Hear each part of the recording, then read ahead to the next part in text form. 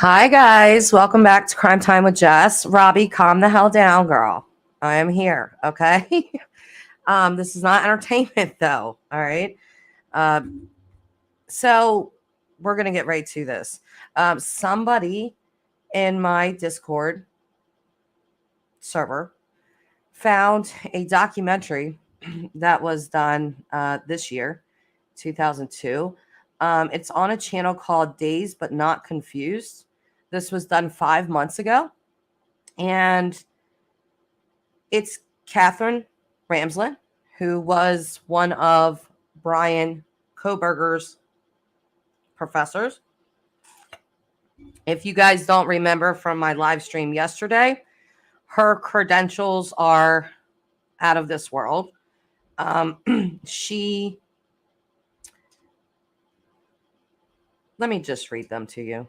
I'm going to read you this woman's credentials so that you can just understand the work that she has done. Hang on a sec. I did have the screenshot. Hi, Blue. I don't know where that's at. Nope.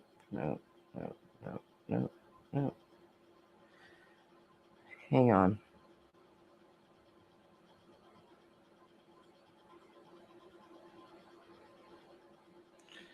I'm not sure. I think are my darn pictures.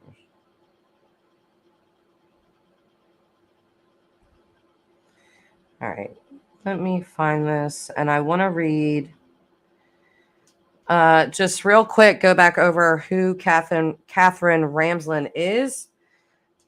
She is a professor at DeSales University, which is where Bryan obviously got his master's degree in criminal justice. So Dr. Katherine Ramsland teaches forensic psychology and is an associate provost. She created the forensic track in the psychology program and assisted to create the online Masters of Arts degree in criminal justice. Again, that's it. That's the exact degree that Bryan Kohberger has. She has appeared on more than 200 crime documentaries and magazine shows, is an executive producer of Murder House Flip, and has consulted for CSI, Bones, and The Alienist. The author of more than 1,500 articles and 68 books, including How to Catch a Killer, The Psychology of Death Investigations, and The Mind of a Murderer. She worked with the BTK serial killer. This is what this documentary is about. Dennis Rader on his autobiography. So, Dr. Ramsland currently pens the shadowboxing blog at Psychology Today and teaches seminars on extreme offenders to death investigators and homicide detectives. She came to DeSales specifically to teach forensic psychology, focusing on her field of expertise, extreme offenders. Having experienced the excitement of forensic psychology, she hopes to show students how to find and prepare for its many opportunities. I I would love to know what is going through this woman's brain. I really would. I know that she has said she is not going to be doing any interviews because she could potentially be called to court as a witness against Bryan. But we are going to watch her in action here with the BTK killer on this documentary. So let me go ahead and share my screen here.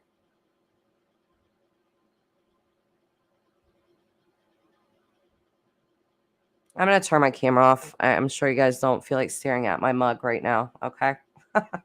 So, but here we go. Where'd it go? I hate when it does that. Okay. Hang on a sec. I lost it. Why does it do that? Hang on. Pull it up right now.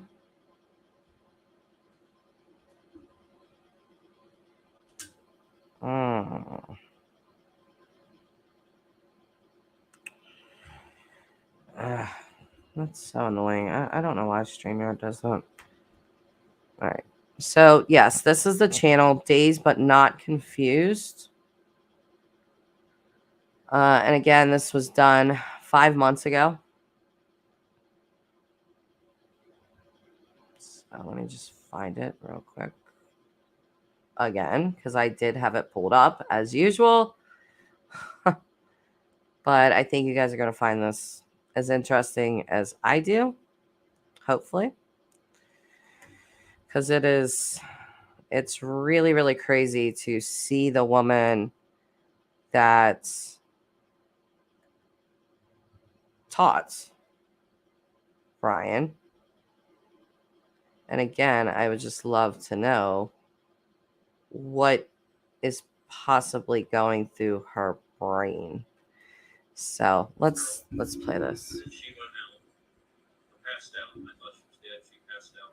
And I strangled Josephine. It was so quiet in that courtroom. You could hear a fly landing on a piece of paper a mile away. And Dennis Rader was in the center ring of a 3-ring circus, and the spotlight. We're gonna have to speed it up a little bit because of his ego. He loved that. Absolutely loved that. At one time, strangled her for the death strangled at that time. There was no regret. There was no, I feel bad for doing this. What happened then? Oh, try to find a place to hide her. Hide the body. You can find a place? Yes. Yes, it is. You gotta be kidding me. I looked at this and I thought, that is what killed all these women? The car, or the trunk of the car. When people watched the televised courtroom confession of Dennis Rader, they basically thought they knew the whole story. But for me, that was just a start. Hello, you have a prepaid call from Dennis Rader. an inmate at Kansas Department of Corrections. To accept this call, press or stay. When you went before Judge Waller and he asked you to talk about the details of all the crimes, what were you thinking? What was that like for you? Well, I guess I want to be truthful. I wanted to let people know what happened, and people were aghast that I was go like that. Wow, it's like I was putting on a show or something. Were you feeling anything when that was happening? I just unloaded. Maybe it was the way of a pressure valve, I guess.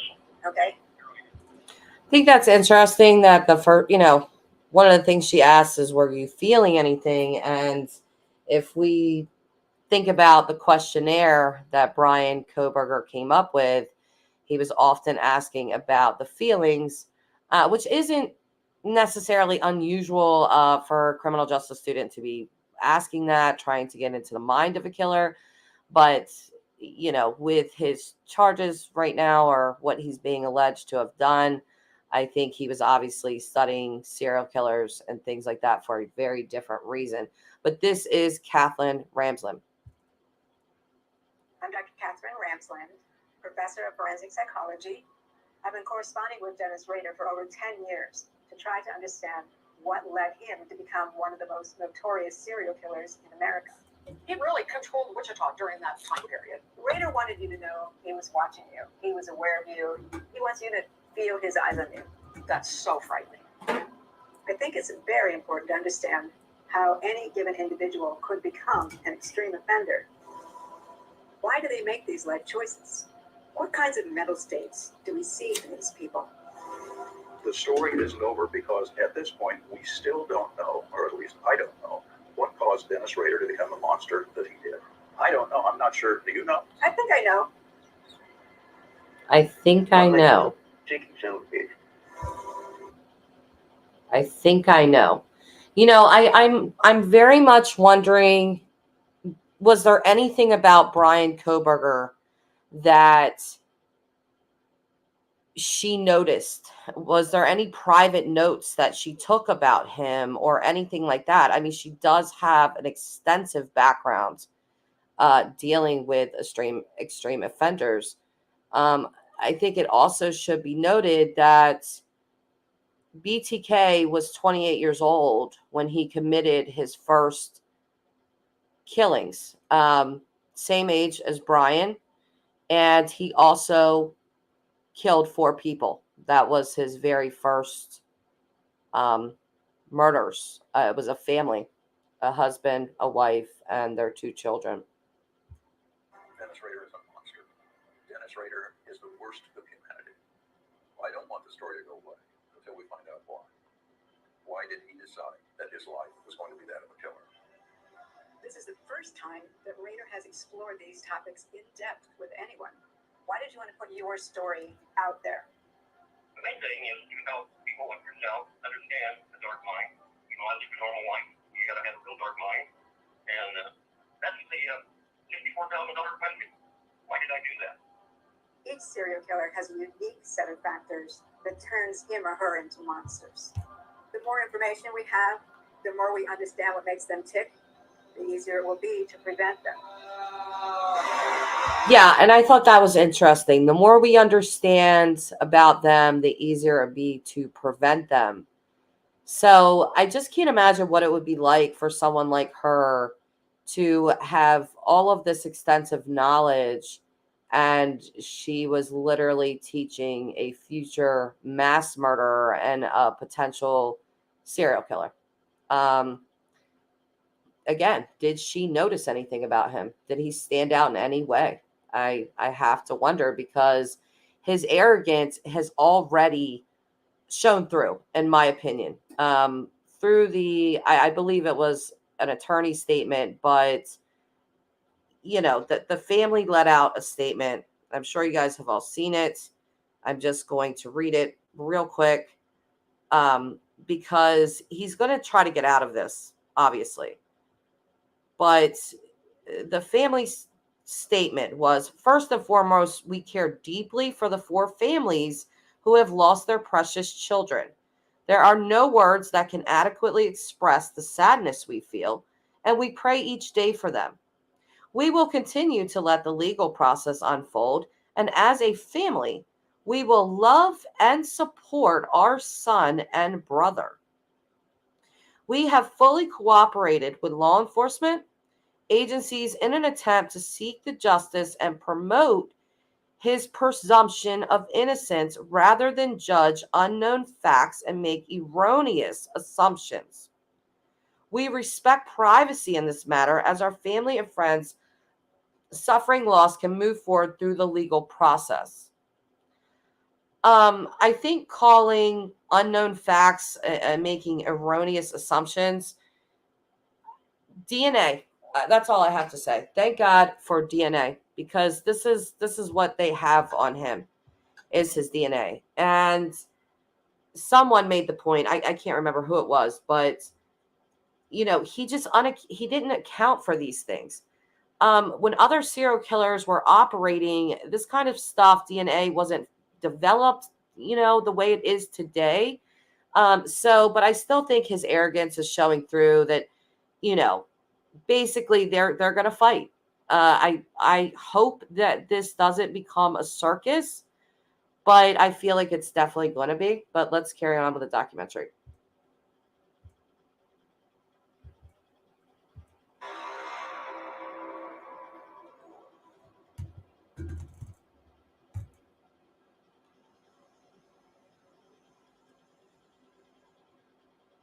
Serial killers have interested me for about 30 years, and in part because when I was a kid, there was a serial killer operating in my neighborhood before anyone even used the phrase serial killer. And my brother's friends found the first body on their farm. An Eastern Michigan University student was charged today with one of the 7 co-ed murders in the Ann Arbor, Michigan area. John Collins, 22-year-old student at the University School of Education. John Norman Collins is also known as the co-ed killer because co-eds from 2 different university campuses in the area were being picked up and murdered. It fascinated me to watch the development of this case in the newspapers, and I wanted to find out more about serial killers. Later in life, as I became a professor. How weird is that? Slangs in 2 university towns. I mean, that's basically the Idaho 4. That's basically the Idaho 4 case. He was from Pullman. They're in Idaho. Both of these universities have been affected by this. I just thought that was weird, but. Forensic psychology. Extreme offenders were something we knew very little about, and I wanted to contribute to that. I've published 68 books and have 4 more in the works. Not only do I write about serial killers, I'm constantly teaching. I do police trainings. I do a broad variety of activities, all surrounding my knowledge of extreme offenders. A lot of myths have cropped up about serial killers, so I especially want to study cases that show that these myths just don't work. And law enforcement needs to understand this so that they don't dismiss a potential suspect too soon. Dr. Katherine Ramsland is one of the leading serial killer experts. She's helped us understand how we might notice certain behaviors at an early age, pick up on those behaviors, and get help for those behaviors before it's too late. When Dennis Rader was finally caught and revealed to be this older guy, paunchy, balding guy, I was interested in the media response to him. This is a man, a family man, who went home to his wife and 2 children every night. Doctor, why were there no red flags? Why did nobody see this? He was a church leader, a family man, right there in the middle of the community. I'm amazed by that as well, that nobody was able to figure out that this guy had this secret life that he was hiding. The media wanted a specific type of person to fit the mold of serial killer. But he'd been a family man, a churchgoer, he had a job. You know, he basically blasted all the FBI stereotypes out of the water.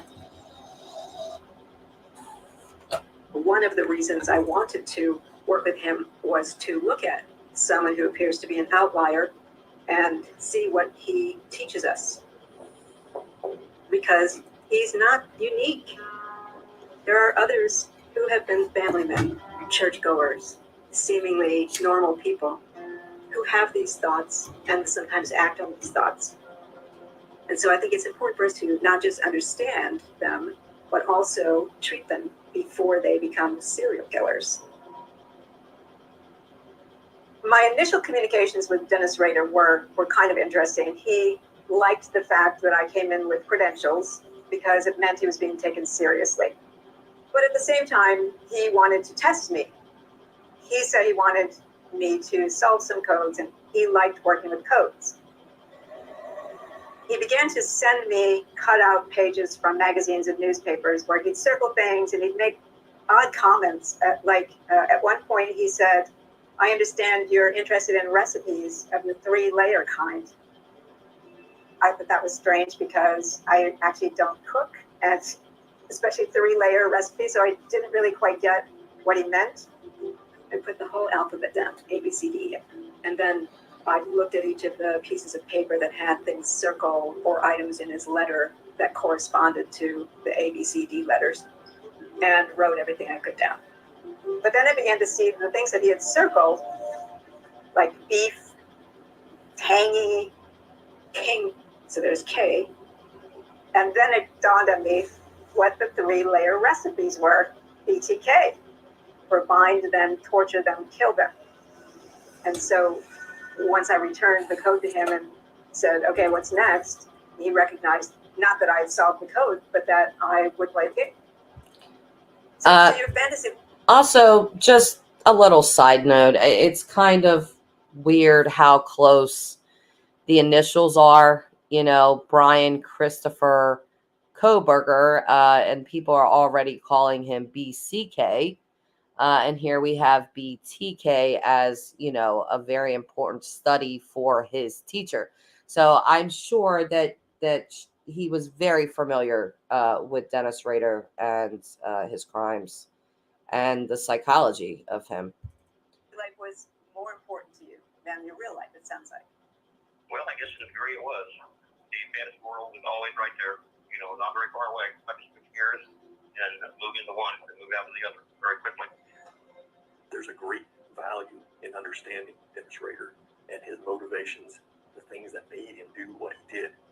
If we have more people who are skilled at recognizing those aspects of a person that might lead them in a path of some criminal behavior, whether it be a serial killer or whatever, if they can intervene, I mean, think of the lives that they'll save.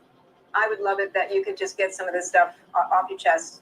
Your health is declining, and I think it'd be really great for you to be able to just say what you need to say. Is that okay with you? Yeah, I think so.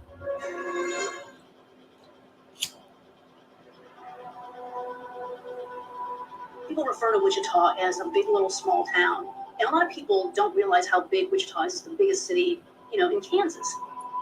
And Wichita is just this very livable place with very friendly people. It's a small town with small town values, neighborly people, right in the middle of the country. Dennis Rader was raised primarily in Wichita and moved to the suburb of Park City when he got married. When I'm writing about any person, I want to see what they saw, smell what they smelled, feel the air. Where did he work? What kinds of travel routes did he use? It's almost as if I'm putting myself in their headspace. There's a psychology in it. So good morning. Hello, Dennis. I'm in Wichita. Haven't been here since 2016. Oh, Are you ready to go? yes, so. Okay. Dennis Rader is in El Dorado Correctional Facility in Kansas. He's in a cell by himself, apart from the general population in the prison, but he does have a phone that he can use. Let me get your report here. Okay. No, right. Nervous. Okay. In order to I think it's odd that he got nervous. You know, when she said that she was there, you know, that she's in Wichita, Kansas, he seems to be very nervous about that, which was strange to me. But produce the kind of book I wanted, I needed to get permission from family members of the victims who had formed a trust. Dennis Rader had signed over his life rights to the victims' family trust as part of a settlement. So Dennis Rader gets absolutely no profit from any of the work I do with him. So what's your cell like? Well, basically it's a 12 by 8, concrete naturally. The way to approach really any offender is to be non-judgmental. That's the first rule. You have to be able to listen to what they have to say, no matter what they have to say. The concrete is cracked, and I look through that, and I look for figures. Mainly I look for eyes first, and that's what I usually plot, the eyes, and then I could probably draw hundreds and hundreds of those things off the floor. I call them hate monsters. But at the same time, you also must keep your goals in mind. You must set parameters and keep some respect in the process. Is that why you call yourself a cave monster? Yeah, people call me a monster. I guess I am sort of a monster, but basically a doctor. Well, Dr. Jekyll and Dr. Hyde. Rader loves to manipulate people. And I know, despite a long involvement with Dennis Rader, I could easily be used and exploited in some way. So yeah, I have to keep my guard up nearly all the time. Dennis Rader was 28 years old when he murdered 4 members of the Otero family. By all appearances, Dennis Rader was an average Joe, and he lived in Wichita his whole life except for the years from 1966 to 1970 when he served in the Air Force. I met the Rader family before Dennis. We went to church together at Christ Lutheran. I remember Dennis coming back in 70 from the service. It was a big deal. All the people of the church who had been there for years knew him. So they were welcoming home and, you know, how you doing and where you going to work. We had an old basketball goal up. Dennis and his brothers would play. Dennis didn't like to lose. He was a little bit of a bully, arrogant, older, better, whatever. You know, those kind of things. interesting that he describes him as arrogant, a little bit of a bully. We've heard these same descriptions with Bryan Kohberger. So. In 1970, Dennis Rader returned from the Air Force, and he's 25 years old. The world that Dennis Rader is coming back to, the Midwest, puts a big emphasis on family values, where what matters is going to church, getting a job, getting married, and raising a family. His parents wanted to introduce him to a girl at their church. He met her and got married pretty quickly. What were you anticipating when you thought about getting married? What were you anticipating being as a husband? Well, I think the main thing I did is love. I was really in love with my wife, and I still am. I still have fond memories. But they just like any man, we fall in love. You don't really have any other thoughts except you want to eventually, marry that very person that you met while falling in love with. The question is commonly raised: can serial killers, can they ever really love someone? If a serial killer has what we call the brain of a psychopath, their emotions tend to be shallow, and their ability to process moral information is distorted. If Dennis Rader talks about loving someone, it could be that he really doesn't experience that very deeply. Rader got his dream job, as he would call it, at Cessna, building aircraft. But then a short time later, he lost the job. And this was a big failure for him. He couldn't figure out why he'd been laid off. And he also had the pressure of how he'd support his wife. You got a job at Cessna, which you loved, right? And then you were laid off. What was that like for you? Oh, that was a tremendous blow to me. That was really set me off on going to my first break-in. Back the day I got laid off. But why would that? Why would getting laid off get you to the point where you want to break in someone's house? I think I was just frustrated with the system. So I had an opportunity for that sneak. And I just basically went on a prowl and broke into my person's home. When you talk about your organized offender, which if you look from Dennis Rader's perspective, most of what he did was fall into what we call an organized offender style. They plan, and he actually would execute practice sessions to see what it was like to break glass, go through a house he wasn't familiar with, until he thought he was ready. He would try to get the timing down of his potential suspects, then use that to have a successful event. That person wasn't involved in your layoff. Why would you pick someone like that to take out your frustration on? Basically, I wanted to do something I could beat in. That was a way to relieve my frustration. Did it work? Oh, no, I got worse. When he got fired, he was so angry that he wanted to do something destructive, to act out against society. And that meant breaking laws. And that made him feel better. It just gave him a sense of being powerful again. And he was ready to move forward with something far more serious and lethal. I started on the dark side a long time before that. And the volcano was finally starting to erupt. Had a dark side long before that, and it's starting to erupt. 1974, Wichita was just a large Midwestern city. About 250,000 people lived here. The main jobs here were agriculture and aviation. What we didn't have here is crime. We had the occasional burglaries and robberies, but the bad stuff happened on the east or west coast. It didn't happen in Wichita, Kansas. We ended up in Wichita after my father had gotten out of the Air Force, and he found a job here in Wichita at Cook Airfield. There were 5 of us, kids in the family. I was the oldest. Josie was very artistic, creative. She wrote poetry, drew a lot of pictures. Joey was just like a little man. I mean, he was already a lady killer, good looking, totally athletic. My mom and dad had this relationship of unbelievable love. You know, he adored her. It's kind of love you wish you could find. They lived together, they died together. They basically died looking in each other's eyes. In January 1974, I was 15 years old. It had snowing. It was a day of testing for school. I asked my dad to take me to school early that day so that I could get to that early study hall. And Danny and Carmen had to go with me because they were riding with him also. Took my test, aced everything. I was walking home, walked over to the back gate, opened it up, and my dog Lucky was outside. And that was totally not normal. So I said, "Hey, Lucky, what are you doing out here, buddy?" I went to the back door, opened it up, and I noticed that my mom's purse was on the stove, flipped up. So I yelled out, "Is anybody home?" One of my siblings yelled out, "Charlie, come back here. Mom and Dad are playing a bad trick on us." Well, I ran back down the hall. I looked and saw my mom laying on the bed. She was beat up. My dad had a belt around his neck. You could smell the death. You could smell the fear. You could smell, to this day, I could smell fear. My heart just broke. It felt like somebody ripped my chest wide open and pulled my heart out. I told Danny to get on the phone and call the police. He yelled that the phone was dead. So I told Danny to go next door and call the police. Crime scene investigators and detectives from Wichita police showed up. And the 3 older Otero children, they didn't know where their 11-year-old sister was and 9-year-old brother. When police went through that, I got to do an interpretive pause here. I can't just play this straight out. But the reason that the phone lines weren't working, that was part of Dennis Radar's thing. He would cut the phone lines. So.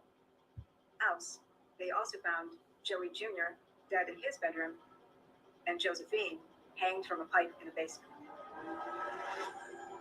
They took us to the police department. I asked for Joey and Josie. And finally, a police captain and a chaplain came up to me and said, "Charlie, we got to tell you that Joey and Josie were in the house." And once again, it felt like they ripped my heart out all over again. Sorry. The crime scene investigators noted that the thermostat had been turned extremely high. I turned the temperature up in the house so that would mess up their body temperatures. But it's things like that. Rader would often take his ideas from true detective magazines or fiction about crimes. And so he had read, if you turn up the thermostat, it makes bodies decompose faster and foils the ability to determine the time of death.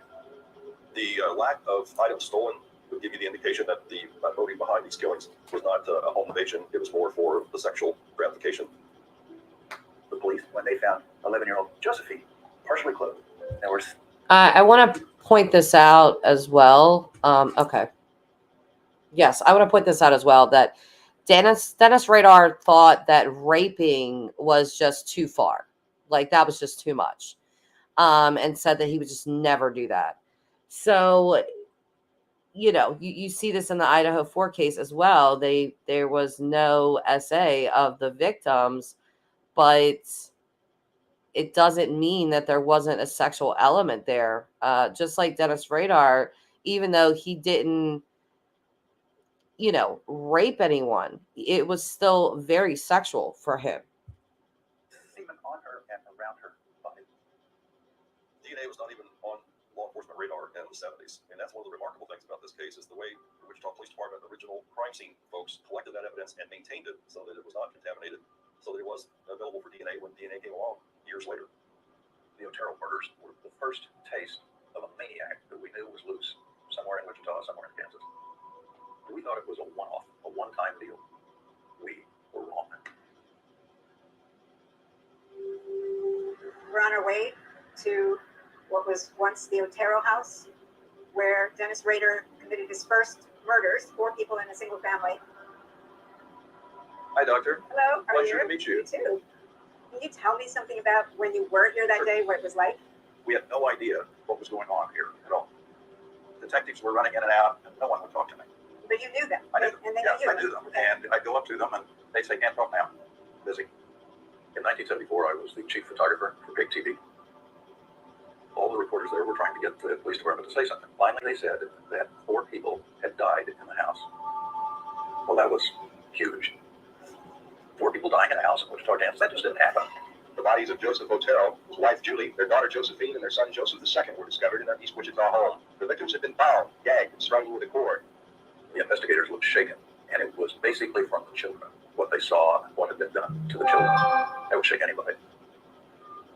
Do you remember where you spotted her? That's probably when I took my wife to work. Just nowhere else. And there's a lot of ice and snow. A lot of times she didn't like to drive on it. So I wasn't at work at that time. I was probably entering where the hotel lived, and then saw her with the kids to school one day. So I thought, well, this might be it. First magic is going to become real. When I talked to Dennis Rader, he had targeted the wife, not the children. The children were just collateral damage. And he said it in such a matter-of-fact way that it was haunting. Basically, I just focused on that all the time. I was in the neighborhood. I checked on that house, one thing after another. What was your plan? What did you think you were going to do that day? I had a farmer that picked out northwest of Wichita that I was going to take her and have her probably pay her. Just Otero was going to miss the school for me. He wasn't supposed to be there. He was. They had a fence all around. I hadn't looked over the side of the fence. I think that's interesting that, you know, he didn't account for the husband to be there, which, you know, if we're looking at this in relation to the Idaho 4 case, was Ethan sort of that person for Bryan Kohberger, that he wasn't supposed to be there. So we'll see. Don't let their dog friends hold it. Didn't think about that. But I had to do something. Don't be empty with it. But about that time, I reached down to my cutter and cut the phone line. He didn't know that Joseph Otero Sr. was not going to work. He also did not know they had a dog. All he's thinking about is he's picked them, he has a limited time frame in which to act, and now he must complete the plan. What we do know about psychopathic killers is that they tend to over-focus. So it's as if they're a train on a track that is not going to stop till it gets to its goal, no matter what. As you talked to Dennis Rader, did you feel at any point that he was trying to manipulate you? Always. Yeah. But I always knew that's how he operates. You've researched all these serial killers. Do you have dreams? I do not. In part, I think because I do it clinically. Do you compartmentalize? I probably do. That's just Yes. what Rader said he did. He actually has a better word for it, cubing. Rader's idea of cubing is that he's the cube with multiple sides that he can switch in and out at any given time for whatever is necessary, but he's still all these other things. But if you know, the guy, bad guy. This is a fairly the father, and that's my family. I work in church, I work in scouts. Then there's the dark side of me, secret. And that's very strong. After Rader had killed 4 people, he went home. He knew that he had to present himself to his wife as if everything was normal. So he pulled it together very quickly and managed to act as if it was just a regular day and nothing had happened. And in retrospect, and that's exactly what Bryan Kohberger did. He went back to class. He finished what he needed to do, and then he went home for the holidays. So, not really sparking anybody's interest. He is, keeping on track with what his life was. So he followed the playbook with that. she didn't see anything different about it. So he was able to cube very quickly. Dennis Rader and other serial killers like him can present themselves in multiple ways. No, Robbie. He went to school at DeSalles and got his criminal justice master's degree. And then he was going to finish out his doctorate at Washington State University. So he hadn't been there long. He only finished one semester of his PhD. So whatever works for their purposes, and have no real concern about any inconsistencies or contradictions, including moral judgments. And so, yes, he can say he feels shame or remorse, but that can all be erased immediately if he's trying to present the face of BTK, the infamous serial killer. Did you think he would do it again? Did you think that's it, I'm done, it's out of my system? Or did you think that wasn't there for a while? I guess you call that cold case, whatever it is, starts building. Okay. Probably looking for someone drug, he took drugs, and I go off, and then wears off, and then they're ready to go at it again. It was horrible for people here in Wichita, which was pretty much a sleepy little town, to all of a sudden find that this major massacre of a family had happened right here in our community. It was a huge story. Most people at that time thought it was a drug deal because no person in their right mind would kill a family. That didn't happen at all. Quadruple homicides today are still rare, thankfully, but you can. And I thought that was really weird when he said quadruple murders today are still really rare, thankfully. And here we are. When I seen the amount of victims in this case, I was like, holy crap. This is just huge. You really don't see this often, but my mind is just reeling after watching this documentary with Dr. Ramsland, because there are parallels here. Dennis Rader, like I said, did pick a family of 4 to be his first victims. And then you have Bryan Kohberger, allegedly, doing the same thing, picking 4 victims for his first kills that we know of. I don't know if he committed crimes prior to this. I don't believe he did. That remains to be seen. But if these are his first killings, and I do believe that they are, you kind of see the parallels there. And again, this is somebody, Dennis Rader, and this work by his professor who was teaching him. Obviously he's going to be very, very familiar with BTK. Imagine how rare they were then, and the kind of attention that kind of a homicide garnered, and the public outrage, the public fear, and the demands that news investigators felt when lead after lead after lead led them nowhere. In 1974, no one in law enforcement was using the phrase serial killer. It would really end up being used later that decade and into the 1980s.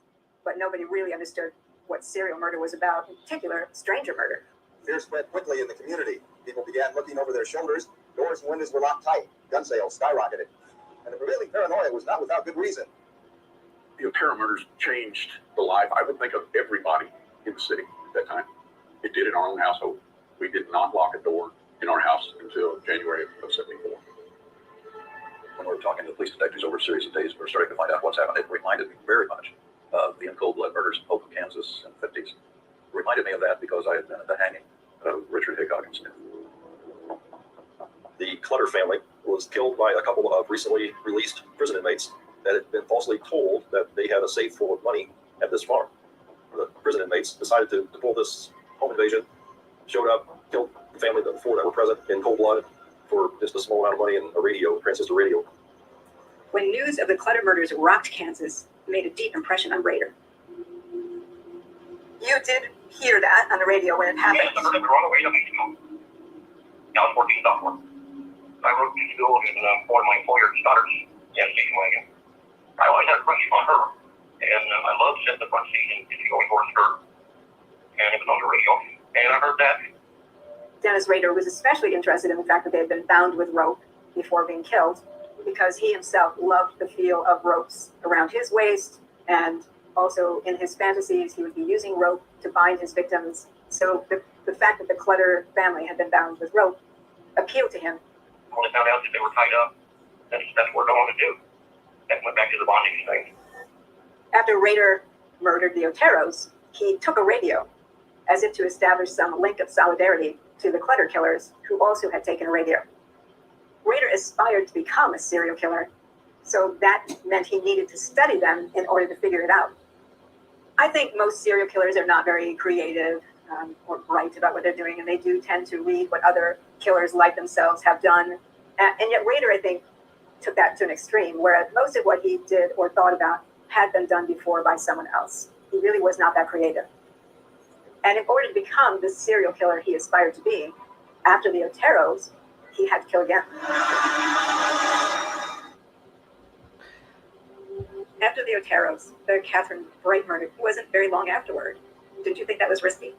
No, I think it was that house and her, and everything else seemed to not mean that much. But she played into some of the imaginings of the scene, because they're going after COVID and that sort of thing. I saw her one day in her house. This fine guy, she's somewhere at that time of the day. And I'm in between classes, so that's a possibility. At this point, he was going about his life as a student at Wichita State University and a husband and hoping to start a family. It takes a different type of mentality to commit a crime during daylight hours, more confidence, and the ability to blend in than it would to work under the cover of darkness. So that tells you a little bit about the mentality and the planning that was going into these crimes. When you had picked out Katherine Bright, how long did you watch her before you decided to act? I worked away on one and the dress for a while to see whether that was constant. Yeah, she did come home in the afternoon. So I thought, well, all I have to do is break in and be waiting for her when she comes in. So it took probably about a month. Katherine Bright was a 21-year-old girl who lived alone. She had a brother who was 19 who lived in Valley Center. One night he spent the night with his sister so they could go shopping the next morning, and they got up and they went shopping. A normal day at that point. BTK prided himself on meticulous planning, or at least he thought he did. He knew who Katherine Bright was. He had monitored her for a while, but he was not expecting a brother. Well, the brother came in, and BTK had to do something with the brother because the brother was an immediate threat. He tied me up, had me tie my sister up. He separated us in separate bedrooms, and he came back in and was going to strangle me to death. And I broke loose the bonds he had me tied up with and jumped up and fought him for the gun. He jerked it away from me, and he shot me the first time in the head, and I went down, and then he thought I was dead. This was not in BTK's plan at all. He was there to kill Katherine Bright, to do all of the torturous things that he did to Katherine Bright. The brother, that wasn't in the plan. So second fight entails, he once again shoots him, thinks he's killed him, and goes back to attack Katherine once more time, and the next thing he heard was the front door open and Kevin's running away. So he knew his time was limited. So he didn't get to do everything he wanted to do. He said he really had to kill her and just move on, so he stabbed her. She panicked, and I just, out of pure stupidness, I stabbed her. And I didn't like to use a knife, I really did. As soon as he had stabbed Katherine Bright, he realized this was not what he wanted to do. What he liked was to strangle people, to bind them and strangle them. Stabbing was not in the picture, and never again did he use it. So there's a difference there. BTK was not into stabbing. And like she just said, he never did it again. It didn't get him off. What got him off was the binding, the torturing, the fear that the victims had in their eyes. That is what turned him on, so to speak. So with the Idaho 4 case, obviously we see that a knife was used. Carrying on. And then secondly, he ran out of the place. The door was wide open. So I saw him running down the porch and heading out of the road. So it was a total mess. It was a total mess, he said. When did you first feel like you were a serial killer? Probably after Catherine, like. When Dennis Rader, the serial killer known as BTK, started corresponding with me, one of the first things he said was that I should take a drive into the countryside around Wichita. He grew up on farms, and he wanted me to look at the barns and silos.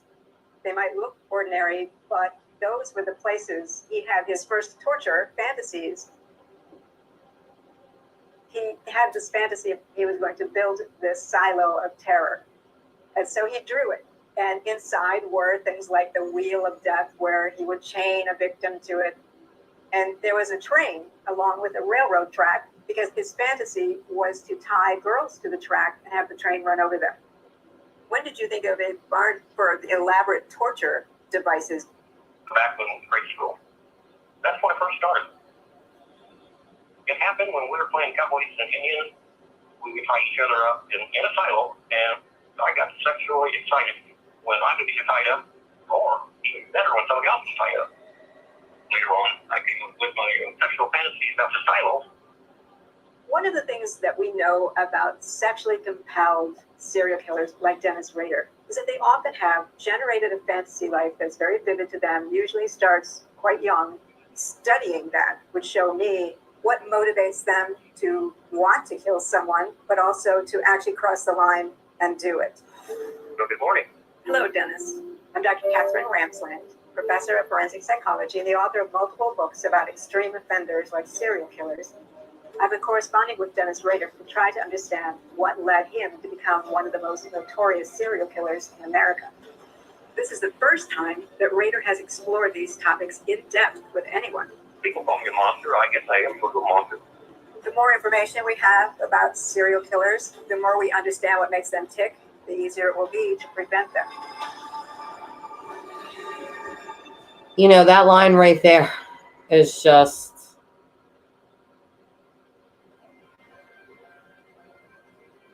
My goal with Dennis Rader is to use his story to dissolve some of the stereotypes about serial killers so that we can better identify children who might be at risk for becoming adult offenders.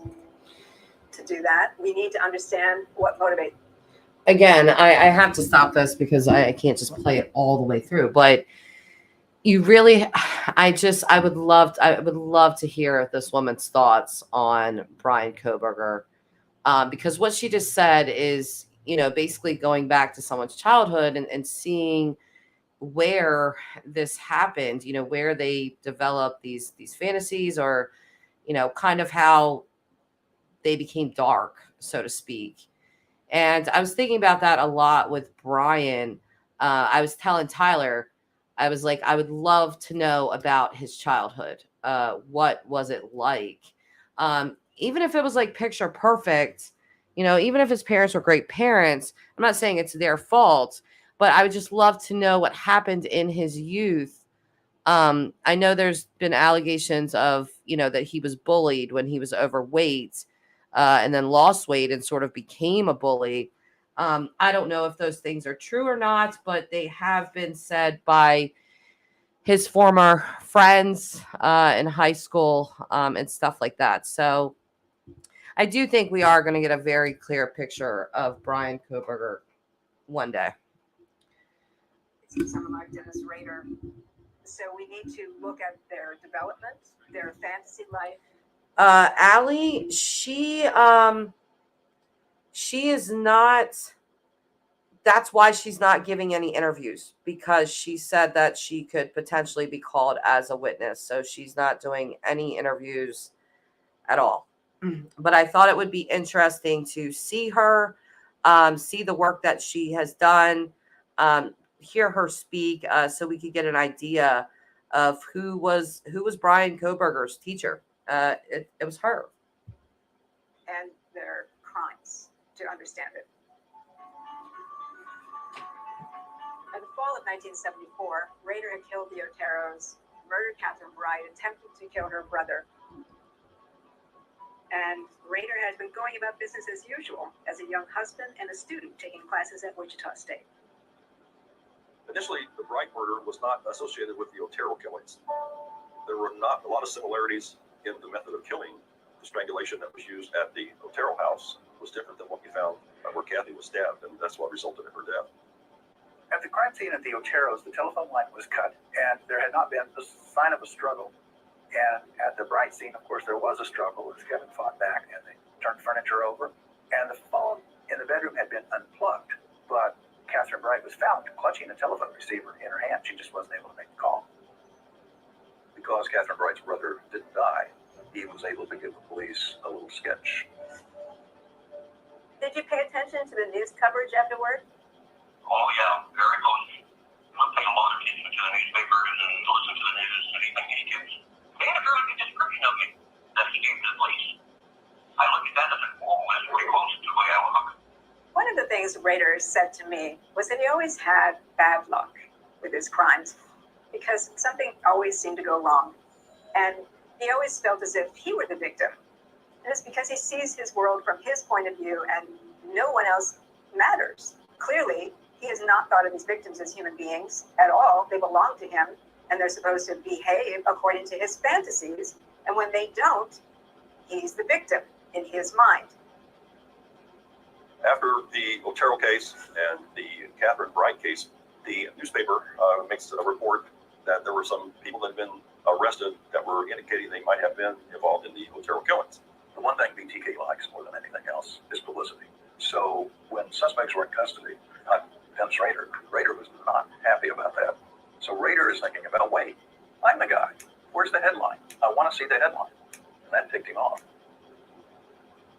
In October of 1974, a prominent newspaperman for the Wichita Eagle-Beacon received an anonymous telephone call telling him that there was a letter related to the Otero case on the second floor of the public library in an engineering textbook. Detective Bernie Drwatsky was assigned to go look for the letter, and he did find that. The letter started out with, I did this. I did it myself. I did it alone. So let's set this straight. And then he goes into a recitation of all four of the victims, what position they were found in, how they were killed, the types of bindings that were used, the types of knots that were used. Whoever wrote that had intimate knowledge of the crime scene or had committed the crime. At the end of the letter, he mentioned that the code words for me will be bind them, torture them, kill them. BTK. What gave you that idea that you should have a name, and how did you come up with it? I've been reading books like The Boston Strangler, and basically I just find the people. But other killers didn't name themselves. No, they picked up by the media or the police. But I thought I'd be a little different. I'd go ahead and name my own name, B-double. One of the things that motivates Dennis Rader a lot is the need for attention. He wanted to be considered special. And other serial killers, he saw them as being famous. So I think he named himself because he saw the way those names generated attention, and he wanted to terrorize Wichita. The letter in 1974 indicated that he intended to continue to kill. He said that he was occupied by a monster. He doesn't know what the monster is going to do. That BTK doesn't have a choice in the victims, that the monster picks the victims. The decision was made by the command at that time. The letter should not be shared to... Yeah, I agree, Allie. If Allie is saying if she couldn't see it coming, then how the heck could any non-expert? That's what is especially scary. Yeah, I think it's just, again, for lack of a better term, it's fascinating that Bryan Kohberger studied underneath a person that, again, just had, extreme knowledge about serial killers and how this woman has wrote 68 books. I mean, so I don't know. I just can't imagine what she's thinking. Like, did I aid him in any way with teaching him, or, you know, something of that nature. I don't know. The public, because it was work product of the investigation. The Eagle withheld the information from the public at the request of police. It did not publicize that there was a serial killer. And, police had convinced editors of the paper at that time in the 70s that it was, you don't want to panic the public.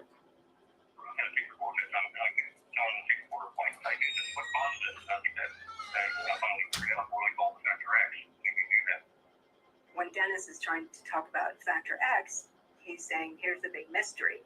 What is it that motivates me? Factor X was kind of what one would consider to be the evil part of him. He was constantly daydreaming about how he can use sex to control others.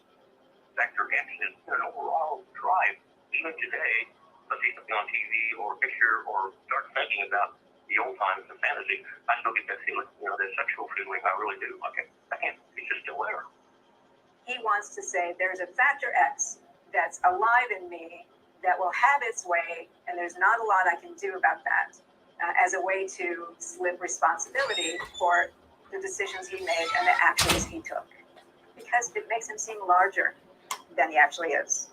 If we can't figure him out, he's a much bigger person. But if he can be reduced to reasons for why he did it, he's no longer special. Not blaming on Factor X. All of a sudden, it's like, whoa, I'm going to go kill you, Gerald. And just building. Kind of like a volcano. When do you think that started for you? It started all the way when I was young. Started when I was young. Let me take you back to your childhood. You haven't talked very much even to me about your father and your sense of your father. Just a minute, I'll be right back. Okay. Oh, there's lunch. Oh, I'm sorry. We're done. What do you have? Bologna, they kind of warmed it up over there. They got some scrambled eggs, they've got a biscuit, and some... Dennis Rader thinks of himself as a good person who did some bad things. I don't buy that. But he certainly lives in an ordinary way most of the time. If anyone wanted to have an association with him, you have to talk about ordinary things that really aren't about serial murder. Well, feel free to eat while you're talking. If you think you can do both, I don't want you to waste that. So let's go back to your childhood. My dad was sort of my hero. He was a really good male model. He took us fishing, taught us how to hunt. He worked 2 jobs, moonlighting, and he was just a busy man. Would you say you were close to him growing up then? Yeah, I was closer probably him to Mom, but they were both good parents. The common perception of a serial killer's childhood is that they inevitably have endured some form of physical, sexual, or verbal abuse, and pretty serious abuse. And we need to recognize that we're wrong about that, and we need to stretch our concept to accommodate somebody who didn't have child abuse. Dennis Rader was born in a small town in southeastern Kansas. Both grandparents had farms. There was prayer, Bible reading. It seemed as if he had basically an all-American boyhood. But Rader didn't mature beyond the childhood need for attention.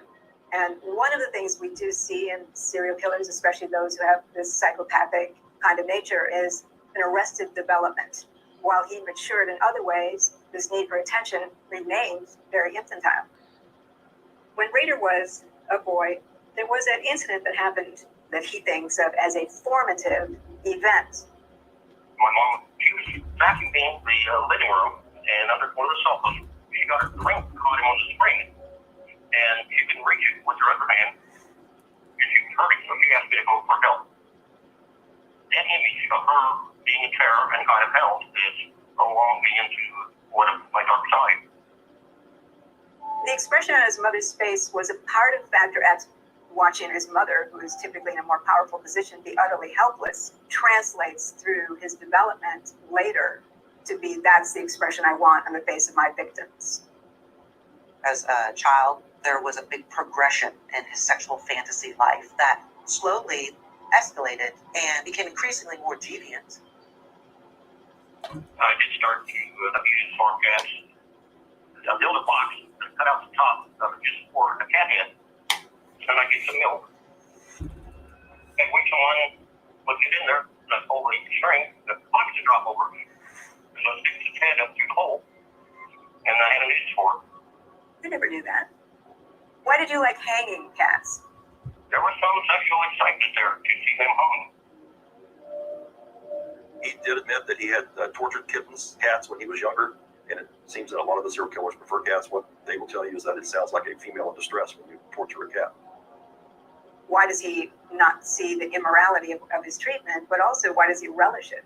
He loved utter helplessness and desperation and needing him to decide to let them go. It would certainly be a training ground for what is coming for him in the future. Yeah, and I just want to talk about real quick Bryan Kohberger with Murphy the dog. I'm very much wondering if the reason that Murphy was not killed relates in some way to Bryan Kohberger's extreme veganism. Him not eating animals, things like that. If that's why Murphy was spared, you don't kill animals, you don't hurt them or whatever. I don't know, but I'm thinking maybe there's a correlation there.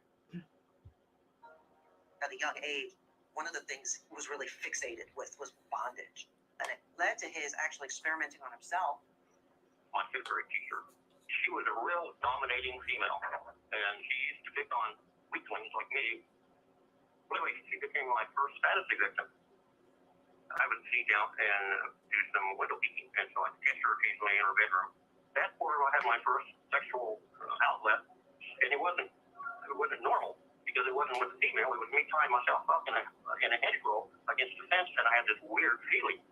And whoa, what was this? What happened? To create that again, I had to use bondage. The rope has already become an arousal mechanism. Keeping on people has been something that has made him feel powerful. Now we put it together with a woman he wants to have power over quite specifically, and he ejaculates. This cements the paraphilia. A paraphilia is a trigger to arousal that is considered to be deviant, sometimes to the point where they can't get aroused in a normal way at all. Over time, you start to need more to stimulate yourself, more to get excited. And the fantasy started to escalate even further to his wanting to carry it out on others. We see these childhood fantasies come full circle in the Otero murders, where all 4 victims were tied up, strangled, or hanged like the cats. And he replicated in his victims the look of helplessness he'd seen on his mother's face when her hand was stuck in a sofa. When Chief Lemenian took over the department in 1976, BTK really wasn't on anybody's immediate radar, because after 1974, we did not hear from BTK for about 2.5 years. At that point, that is enough time to go by that some of us speculated that perhaps he was in prison or he had been killed. What authorities didn't know is that Rader was starting a family in the Park City suburb of Wichita. Dennis and his wife had their first child in 1975. Rader had gotten a job from a security company. In a way, it was like the perfect job. Dennis was one of the We also know that Bryan Kohberger worked in security for a school. So supervisors would come out and supervise the installation. I mean, how ironic is that? Working at a security company enhanced his predatory activities. He developed more skills and understanding of how to enter a home and how to get past the security system.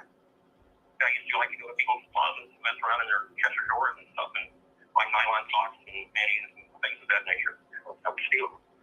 That was kind of exciting. So no one ever caught you or complained that things were missing? No, I was real careful. While Rader's wife was home taking care of their newborn, he began to act on his fantasies again, and his new job allowed him to troll for victims. He was always looking for victims, and he was always monitoring his victims' activities. He called them projects. And one of the things he kept repeating to me throughout the time I spent with him is, if you become my project and you have a routine, you're in trouble. Once you knew who you were going to target, what did that feel like to you? Well, it's kind of like the big game hunter, I guess you'd say. He's got the target, or he's got the animal, and he's sights on his gun. This is going to be it. What made you so particular with it? Okay, so I just want to stop right there real quick. because I want to talk about Bryan Kohberger, the knife. There was a Twitter user that claimed that he believes that Bryan bought the knife from him in Pennsylvania. And I'm going to quote him what he said. He said, "This was worth a second glance, in my opinion. If this is true, I speculate Bryan tried to buy a knife that a previous serial killer used that is no longer made." The user also shared a screenshot of a Facebook comment reading, "It's legit. You can see my Facebook Marketplace account. I've been selling for years." He drove from Pennsylvania to get the rare knife for $350. It's a rare and discontinued knife meant for cutting skin. From what I remember, dude was nice. He was with another guy who sat in the car, flipped open the knife. I told him that you can use a zip tie as an Emerson wave for it. He paid the money and drove off. This was in October. So, yeah. Not sure if that's where he bought the knife, but it's being alleged. We'll carry on with this documentary.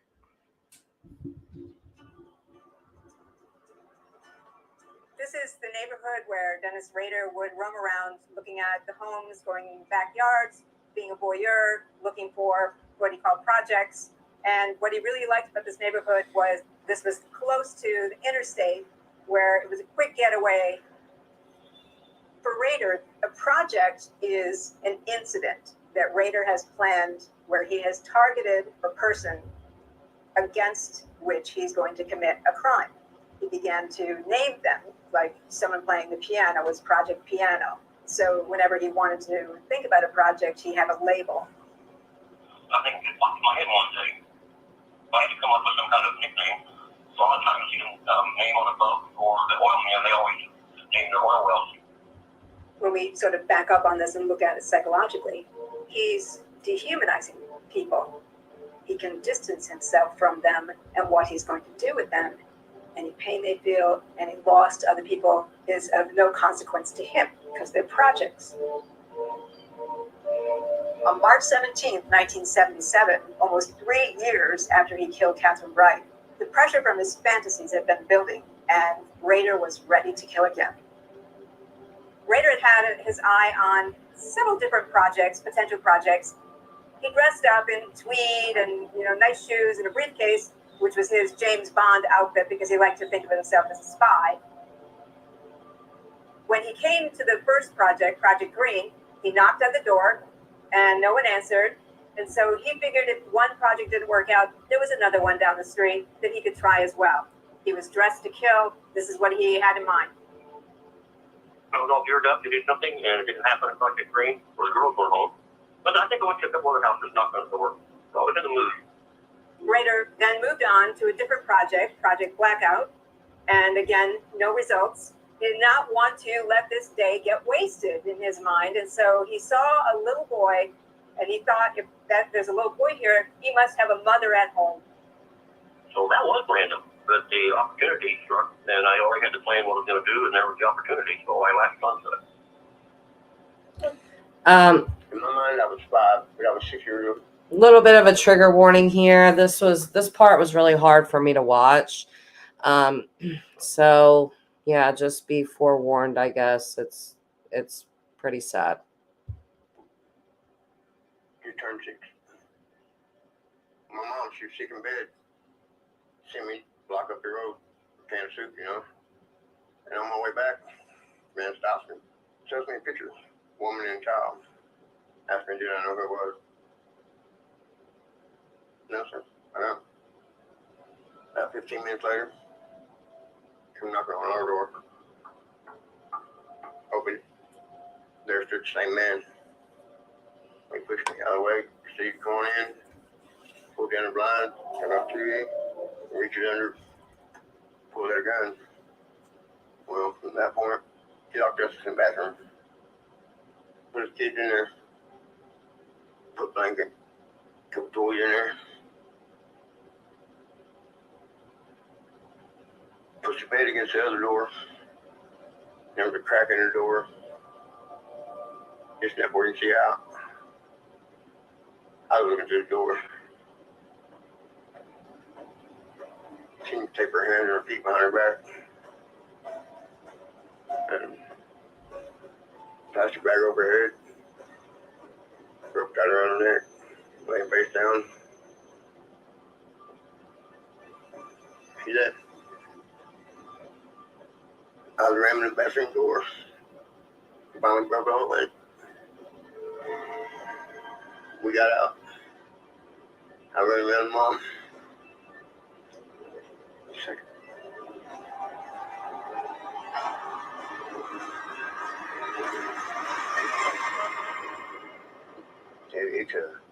It burned in my brain. It'll never go away. Anytime you have a survivor who was approached by an offender, you do learn more about his MO, his approach, whether he was persistent or not, what kinds of things did he say, how did he pass himself off. Shirley had told the kids to calm down because she did not know she was in for murder that day. She might have said to the kid, keep screaming, the neighbors might hear you. She might have said that, except that he calmed her and assured her, if you just do what I say, it will be over and I'll leave. Dennis Rader was an unforgiving, unrelenting man. And Steve, I've always felt very bad for him for what happened to him, because BTK just didn't kill his mother. BTK really killed him too. My memory of my mom took over everything for a while. I didn't care what happened, didn't care where I went, didn't care if I died. Until sometimes I wish I did.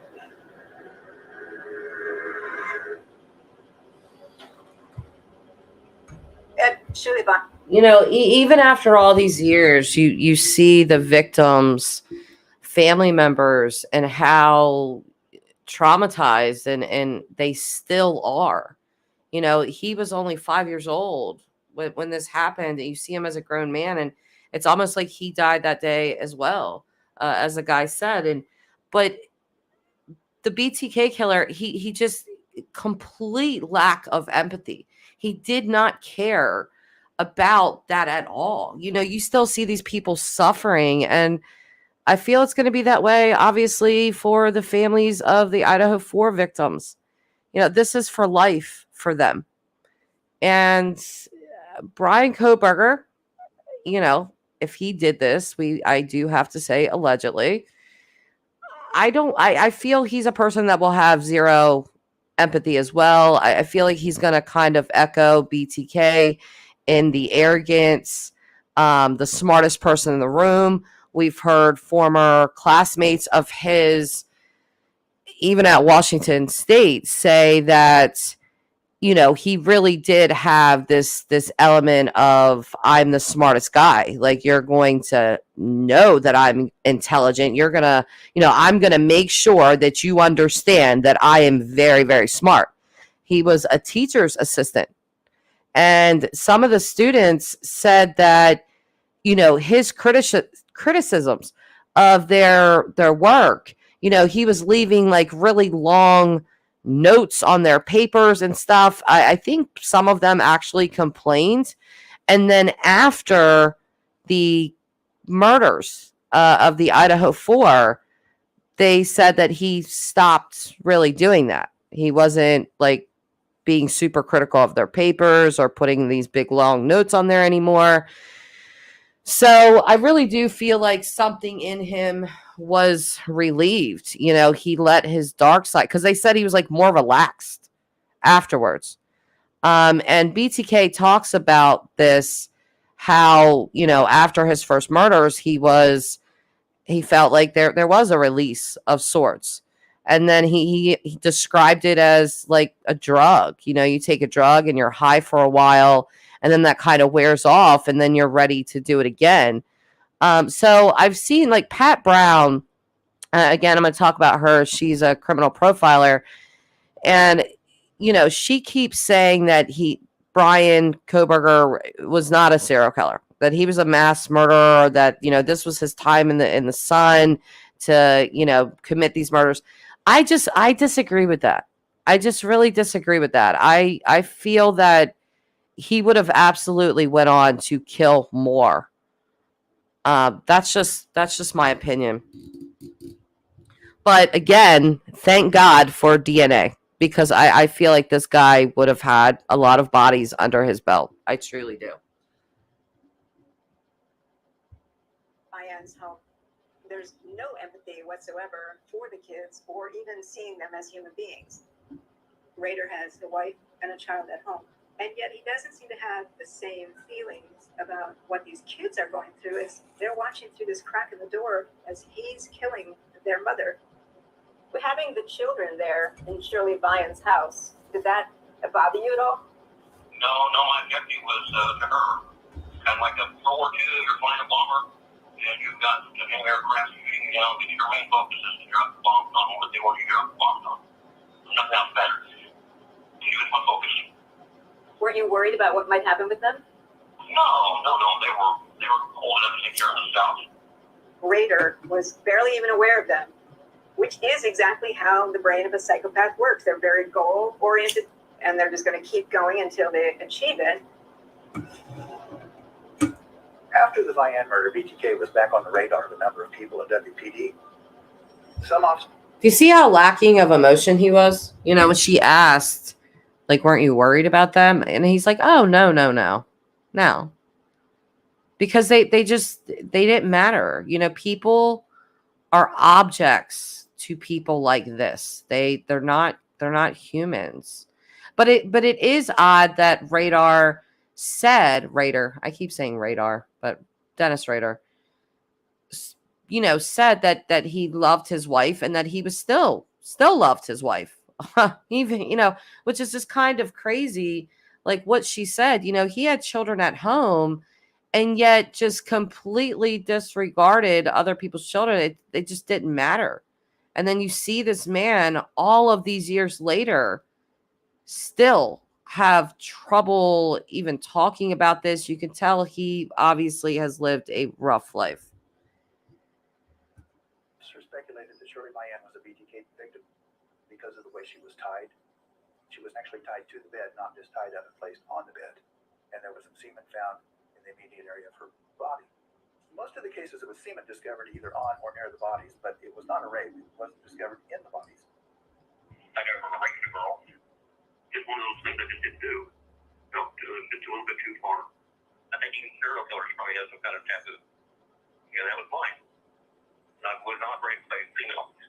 There's an odd thing about Dennis Rader in that he never seems to recognize that murder is the worst thing you can do. So when he talks about rape being too far, it's absurd. Because in his fantasies, he did rape them. Shirley was found with a bag over her head, and the fact that the bag was tied shut with a nightgown just seemed to ring of BTK. There were formal knots used, not just someone just making loops in a rope. No, hotspot. This woman is not the teacher at Washington. If you had watched the beginning of the live stream, I don't know when you came in, but Katherine Ramsland is the lead, I guess you could say, you know, professor at DeSales University, which is in Pennsylvania and where Bryan got his master's of criminal justice. So no, she is not the teacher in Washington. Was secure. When you start looking at the symmetry of the tie bindings, that's when the bizarre flavor of the sadomasochistic interaction with the victims was there. The bindings were not just for security, but they were for bondage gratification as well. I used 12 hitches on hands or on feet.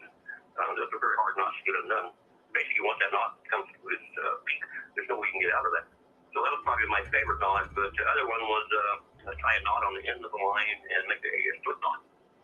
Dennis Rader often experimented with different forms of binding and knots that allowed them to make certain movements or restrict them further. It's a part of the paraphilia. That was the feeling of power and control. And that was also a part of the fantasy. Dennis Rader would take artifacts like a lot of serial killers do from the crime scenes, and he would take items from his victims to dress in and to use as articles in his autoerotic activities. We had a pretty good feeling that if we find this guy, there'll be no doubt, because we'll find all his collection of things that he's stolen from these poor victims. Do you ever think when you're in that cell about the possibility that you could one day face firing squad? They don't have firing squad in Colorado. I don't think that. Rader idolized other serial killers and craved the recognition and attention they received. He wanted to be acknowledged as being like them. But Rader worried that Shirley Bryan's kids had seen him. He wanted recognition for this crime, but he wanted to see what would happen. So he didn't immediately communicate with police or the media. How long had you been studying other serial killers? Well, I started about when I was about 14. And I think part of it, I'm from California. The model. Harvey Glattman, yeah. That was pretty exciting to me. Glattman was a serial killer from the 50s, known as the Lonely Heart Killer. He had posed as a professional photographer in California, Los Angeles, and he would lure his victims by promising that he could open the doors for a modeling career or profession. He would get more sinister and the types of pictures he would take. So pictures of them in certain types of bondage, and eventually he'd take control of them. And in the pictures, you can see the female's reaction to the fear.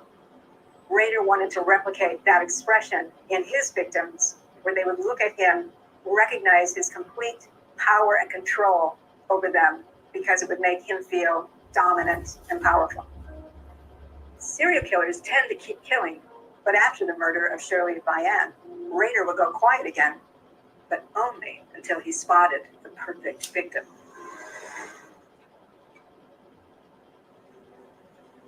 It's December of 1977. Rader has murdered 6 people.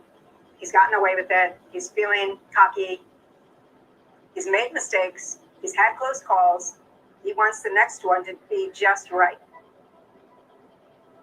When he came to this street, he saw a young woman outside who fit exactly what he was looking for. She was petite, young, blonde, Nancy Fox. He stalked her.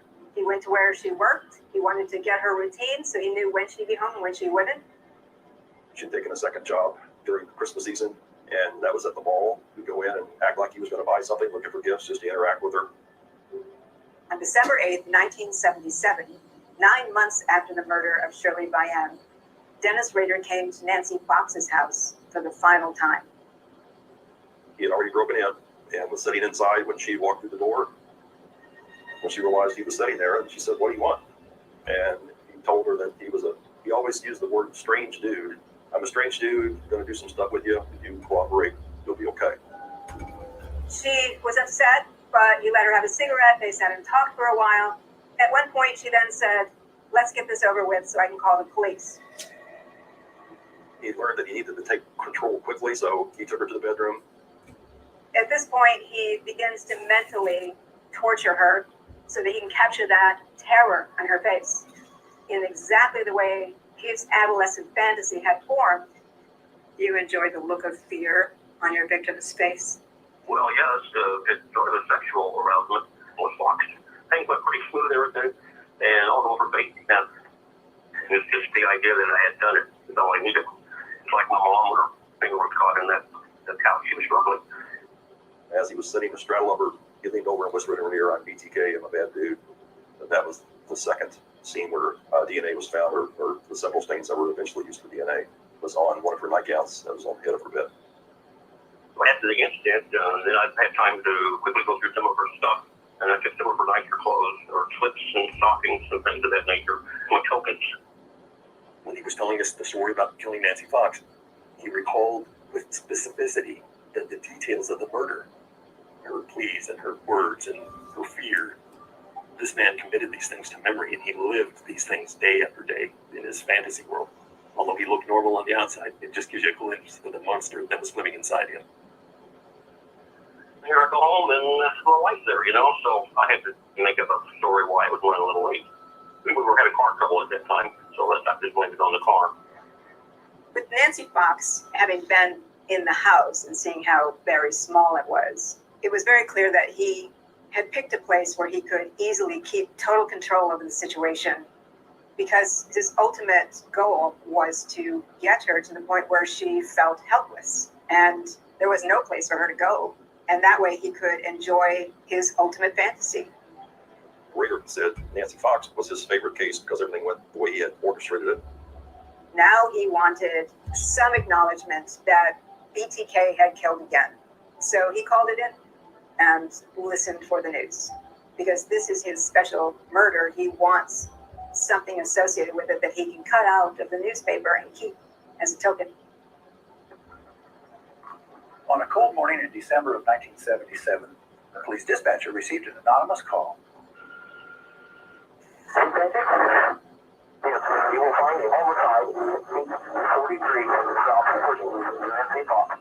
I'm sorry, what did you address? 43 South Virginia. Correct.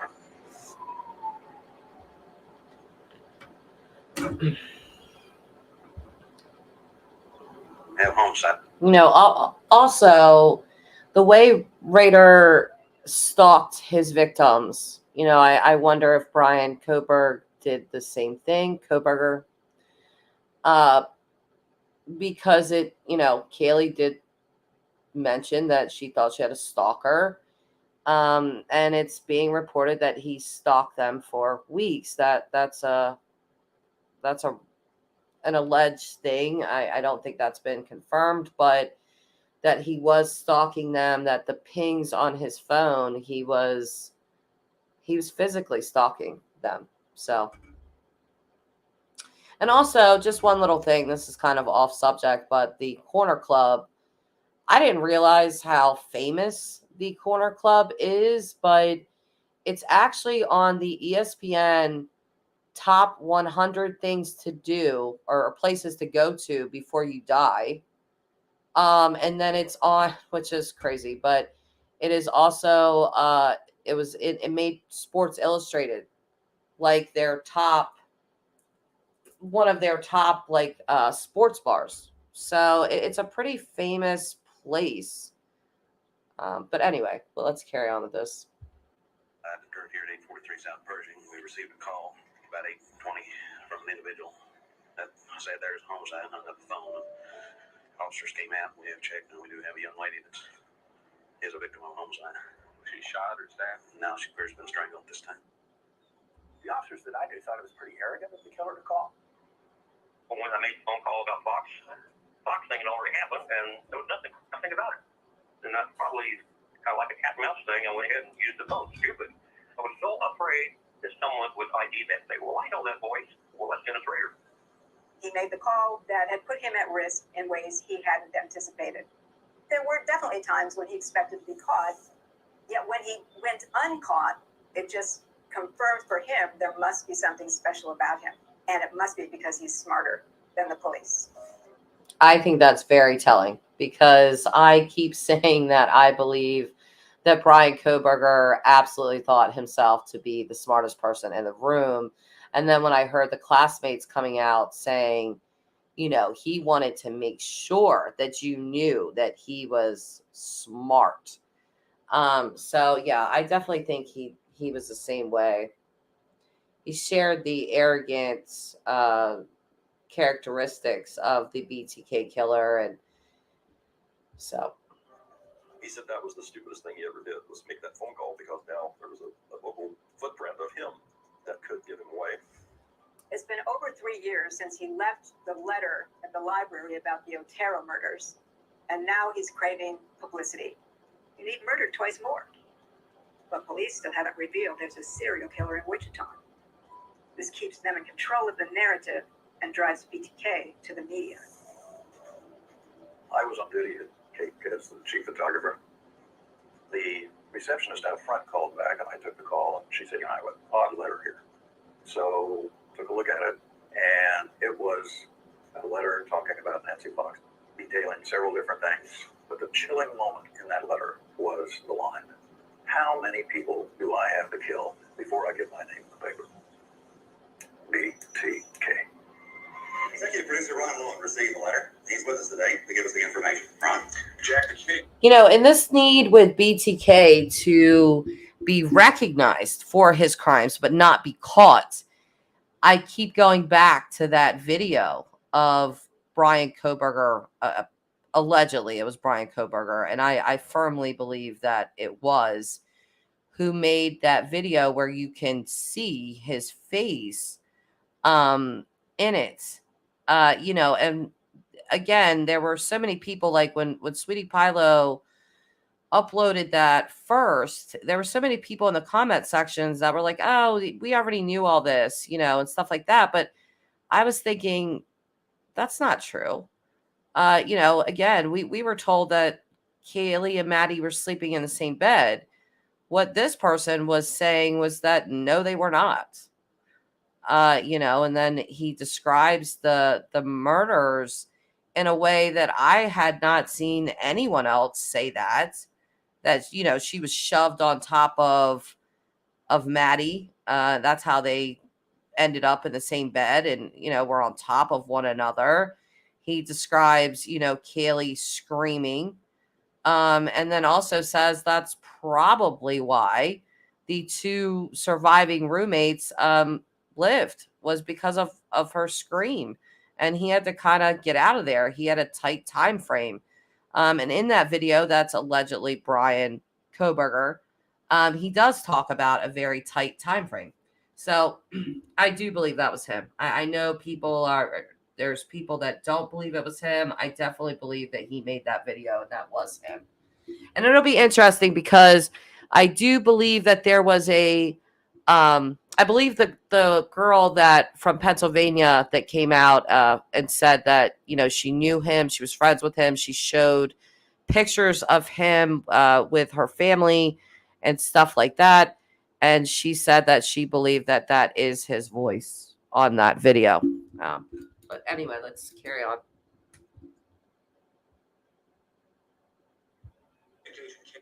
With the form of a 2-page typewritten letter addressed to KAKE Channel 10. It was signed with the initials BTK. BTK claims to have strangled a total of 7 women. 7 people, rather, mostly women. He provided a list of his victims beginning with 35. During the newscast, the police chief walks into the studio, takes a seat, and we cut to Lemonian, and Lemonian picks up the story. BTK itself has killed 7 people, Chief. What kind of leads do you have? Well, honestly, we have no solid leads at all. We have general lead, we have circumstantial evidence, we have absolutely nothing that will point us to any one particular individual. Chief Lemonian made the decision that, in fairness to the public, he needed to warn them that there was a serial killer afoot in Wichita. After all, this guy is in our community and he's killing our people. When they finally announced that there was a serial killer on the loose in Wichita, what was that like for you? That was a pretty big buzz, really. I mean, that's not saying this is going to go well. They finally recognized me, as felt kind of cocky at that time, you would say. Dennis Rader loved the idea that he was a serial killer. It was the hottest aspect of his identity. And his need for attention would ultimately be his downfall. The most important thing that everyone can do is certainly be aware that we do have a very serious problem. That was like an atomic bomb going off in the city. The whole city was turned upside down. There were 200,000 people here. It changed the lives of 200,000 people. You're dealing with a person who is perverted, a person who's sick. People were just terrified. The question for Wichita back then is how many more people are going to die?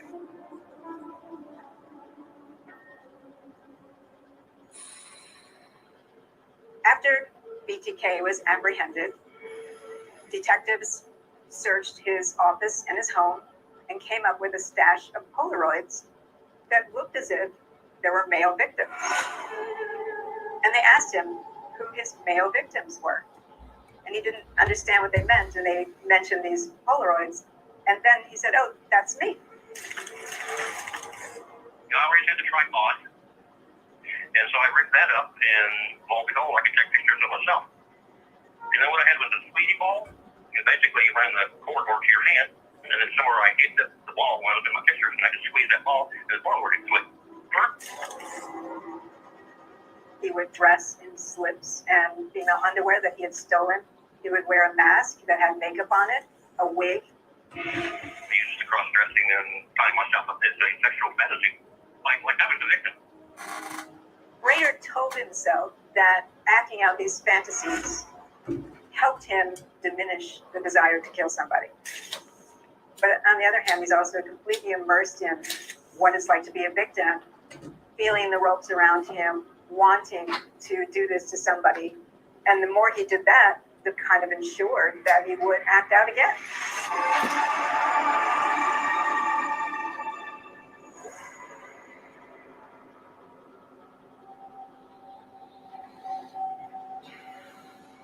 Sexually compelled serial killers tend to get addicted to what they're doing. They tend not to have control over the addiction, but Rader did take breaks. He went 3 years. He went 5 years.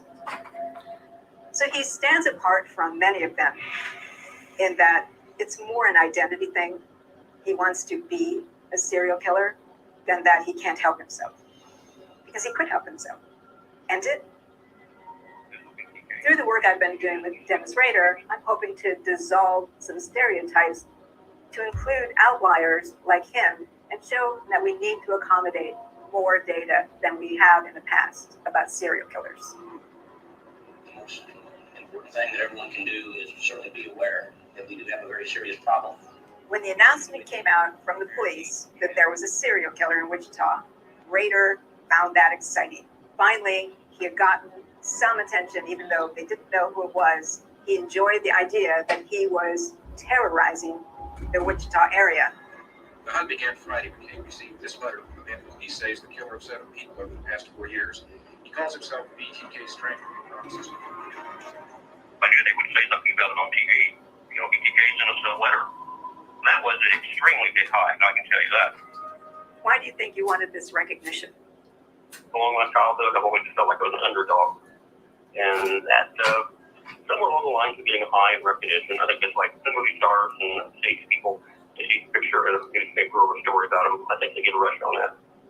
Rader never grows up in terms of the attention he needs. It all goes back to that arrested development. Of course, keep in mind, you're not dealing with a normal criminal. Assume that the person is still alive, that person is going to kill again.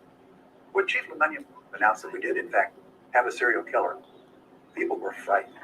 It had changed the entire complexion of how people went about their daily routines in Wichita. Police were just baffled. They didn't have an answer. Usually if somebody got murdered in Wichita, we had an answer pretty quick. Saying Wichita and the term serial killer in the same sentence, I never thought I'd do that. And particularly terrifying for young women, because are they going to be next? And that's what everybody thought. BTK messed with your mind. He was controlling the police department, he was controlling the news media, and he was controlling the public. While Wichita is reeling in fright, Rader is going about his business pursuing his degree in the administration of justice. While you were in school, you were also committing your own crimes. Were you listening for things that would help you? Yes, I was very careful with the forensics. I made sure I didn't leave my fingerprints. I wore rubber gloves, ones that you use when you're washing dishes. He learned a lot about how police investigated crimes, which helped him to know what to do, what to avoid. That subject matter just helped him to become a better predator. What did you want to do with your degree? I tried for the Wichita Police Department, I tried for the Sheriff's Department, I tried for the Highway Patrol, and all three of them are done. Serial killers who are attracted to law enforcement know that a police officer is in position to know a lot about potential victims. And they can approach people with a sense of authority by flashing a badge and getting people to go walk away with them. We not only read, of course, what he wrote, every piece of paper was examined, everything was looked at for evidence. Not one piece ever had a fingerprint, had a hair, had a fiber that could be identified. And to me, that's why he feels confident in sending these letters. You would get these mailings and they would be in all kinds of bizarre shades. I thought there might be something symbolic about what he was sending. It was just the fact that he thought he might have touched it. He didn't want to see his fingerprints. Rader has an attitude that he is smarter than other people because he's more vigilant, he's more attuned, he watches people as a predator in ways that most people are not doing. So as he's also developing knowledge about law enforcement and investigation procedures and forensic practices, that's just increasing his sense of, now I know what to do, and no one will be able to touch me.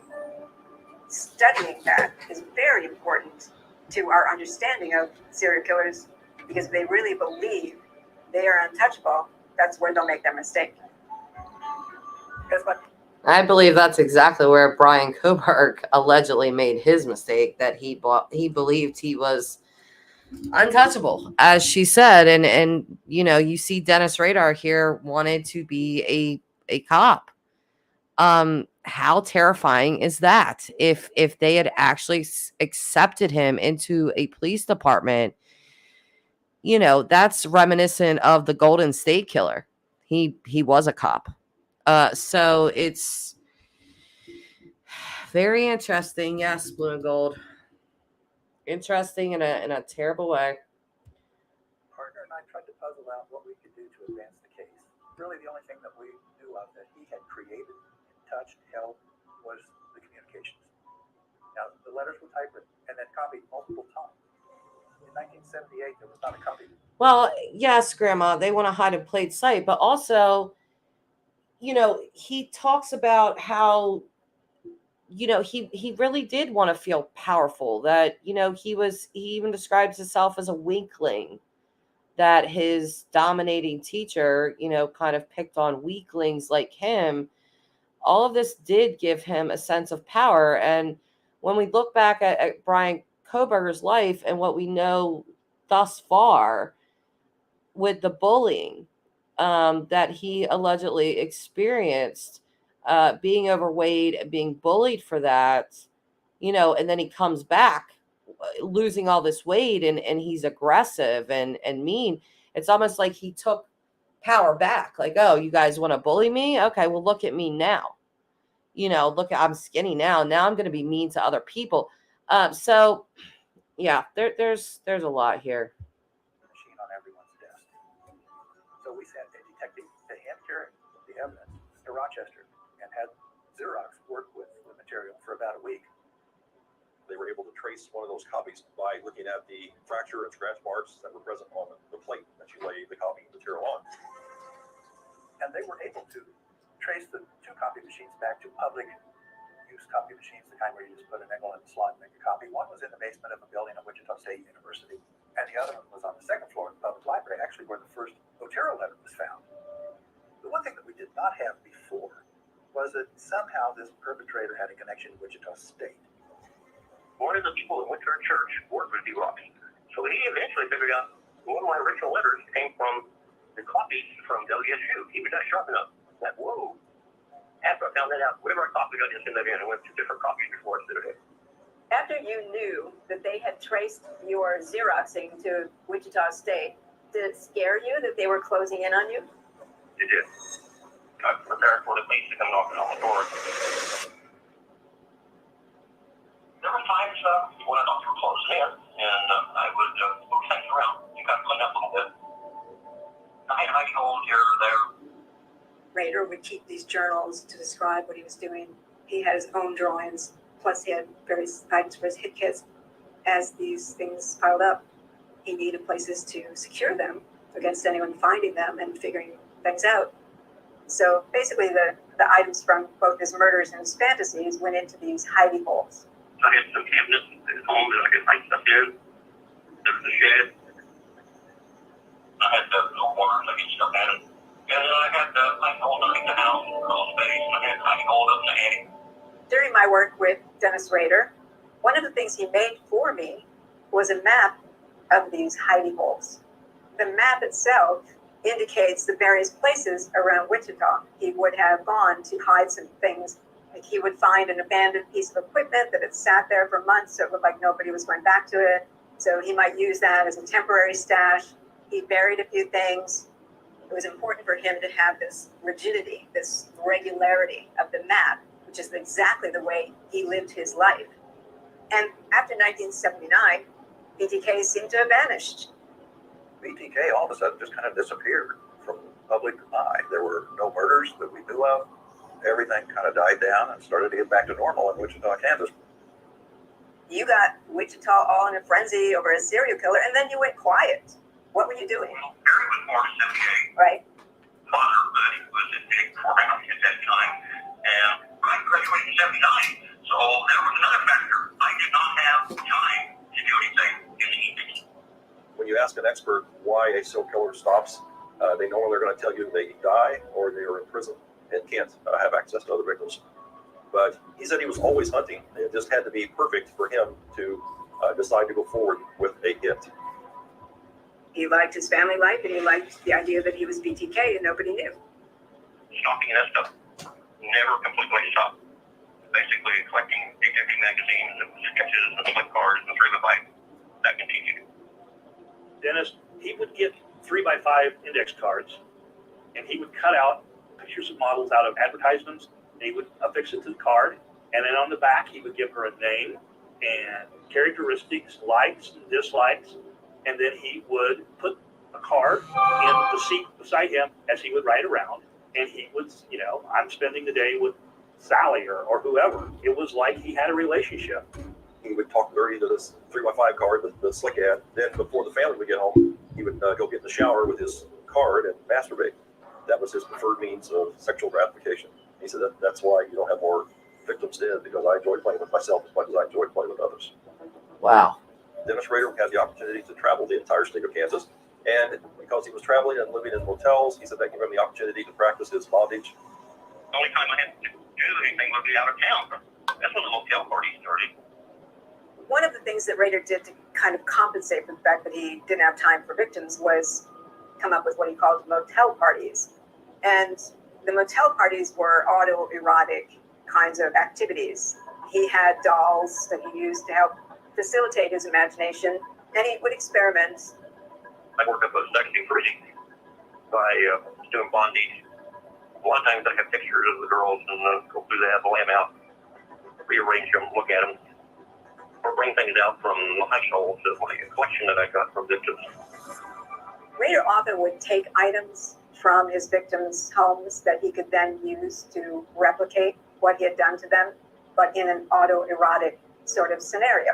So he might dress in a slip or pantyhose or underwear that he had taken and imagine what it must have been like for one of his victims to know that they were about to die. I brought a nice big suitcase and I had a lock on it. When I was backing up ready to go out of town, I would take enough of those things with me.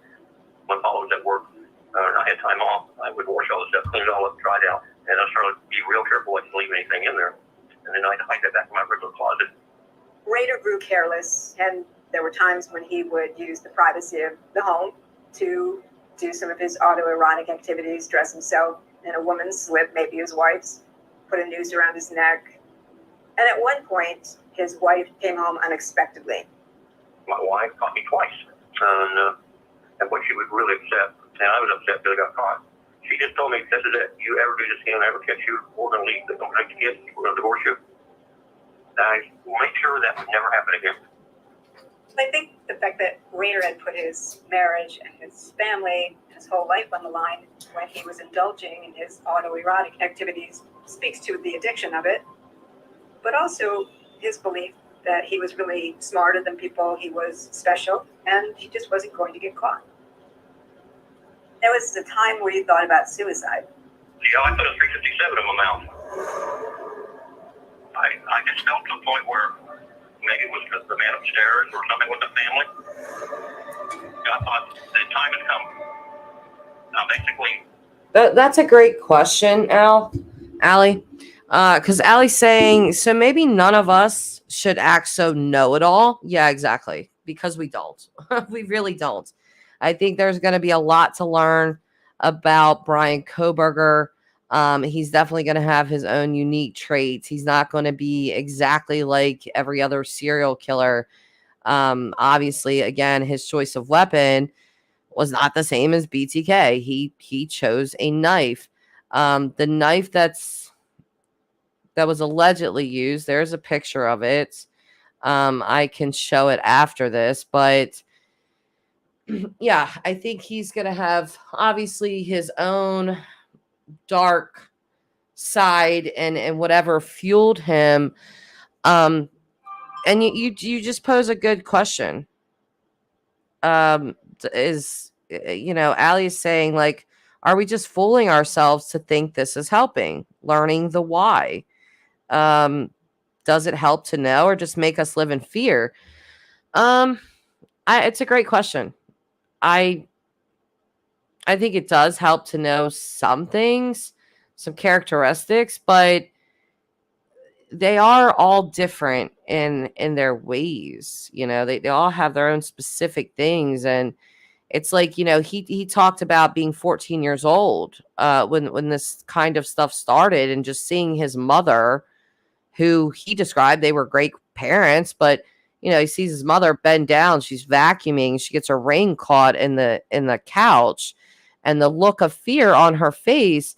This was a woman that was usually in control. It was his mother, so she was in the position of power, but then he saw her as, she was weak in those moments, where she's stuck and she can't get a ring out, and she's kind of asking for help. So that look on her face, there was something about that he enjoyed.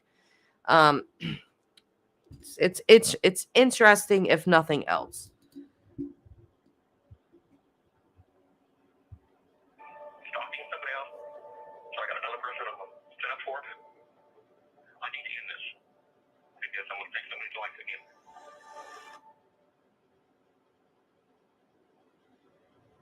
You put a loaded 357 in your mouth. Yep. I was just in that room. Just take my life. And what did it feel like when you didn't pull the trigger and you put the gun down? Then what went through your mind? I guess I chickened out. I just didn't do it. Well, it sounds like you gave it a lot of thought. Was that about having regrets and remorse? Not until you really do agree. One time I was forward, it's not even now. I thought, well, gosh, if indeed heaven does exist, what will my grandparents think of me? One thing on this. But my concept on religion right now is a lot different than it used to be. Okay. I wouldn't call it remorse so much as just, how did my life get this way? Maybe I should end it before I do anything to anyone else. But I think those moments were pretty temporary. The first thing you have to realize about psychopaths is they're wired different. They don't feel emotions the same way regular people do. The best way to describe a psychopath dealing with emotions like guilt or shame or remorse, which don't exist for them, is emotions are colored, they're colorblind. Regular people in the normal population, we can look at a traffic light, we'll see red for stop, yellow for caution, green for go.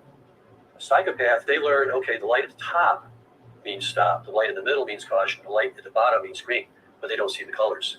They're just following the norms and customs and laws in society, which, if you're a psychopath, don't apply to them. Dennis had a number of jobs, which he was able to travel. He worked in a security company. After he lost that job, he worked for the Census Bureau. That let him go to other states where he had the opportunity and took the opportunity to at least watch for victims, sometimes stalk them, and even plan for doing something to them. In one town, he actually dug a grave for someone that he believed he was going to murder. Is there a possibility that there could be more murders? The one thing that bothered me in reviewing the Otero files was it was difficult for me as a homicide investigator to grasp the idea that a person's first killing would be 4 members of a band. How do you control and commit 4 murders, and very calculated murders? I mean, bringing weapons with you, bringing the instruments of binding, everything, it just didn't seem plausible to me. Because he did take out-of-state trips during a time. People have asked this exact same question with Bryan Kohberger. Oh, I'm sorry. I'm sorry. But they've asked this same exact question, like, how is he able to control 4 people? Like, he had to have an accomplice or something like that. We have the police department saying he acted alone. So BTK was able to pull that off. He did. He killed 4 people in his first murder. It's not out of the realm of possibility. It's not at all. Especially with the victims of the Idaho 4 being in the most vulnerable place you could possibly be, which is, in your bedrooms, in your own house, sleeping. Or at least I think Maddie was. So you really don't get more vulnerable than that. And Allie, does it really help? Yes, I think it does help in the way that people do become more vigilant. They do understand that there are people in this world that are like this. So whatever you could do to protect yourself, cameras around your house, locking your doors, being vigilant like that. There was one killer who he just randomly went door to door. And when he would find a door that was unlocked, that's the house he went in. There was no rhyme or reason other than the house was just easy to get into. So simple things like that, yes, I do think can help. When he talked about the urge or factor X being very strong. I think it's possible there might be other victims. So if there are, I want to be the person he tells that to. Remember the dream you sent to me? I want to read that back to you and see if you have anything to say about it. Do you mind? Okay, so the dream was about a boxcar, and here's what you wrote. One end had an old-fashioned barber shop, like my grandpa Cook had. In my dream, I'm working on a letter to you, so it is spread out on the table. I get my call number for a haircut and realize there is too much stuff left out for eyes to see. So I walk back to put it into my black briefcase. Then the alarm clock goes off in my dream, and I'm trying to shut it off, and at the same time, 2 police officers come in. One taps me on the shoulder and says, "We know you did more than 10. Then I awake to find out the real alarm clock is buzzing away." I've always really wondered about that dream and what it meant, and it sounded like you meant some very dark things. It does.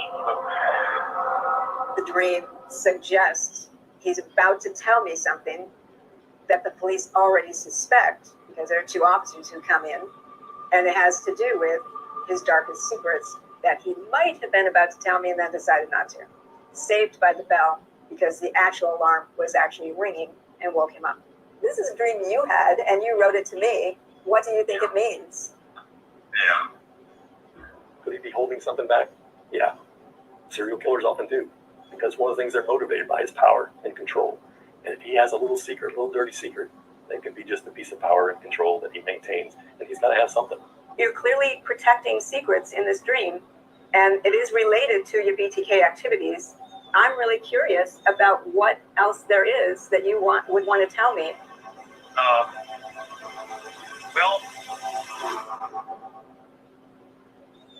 Well, this dream is related to your BTK activities, and it is something that you're writing to me, but you don't want other people to find it. I kind of recall a little bit about me writing that, but I sure don't recall all the details.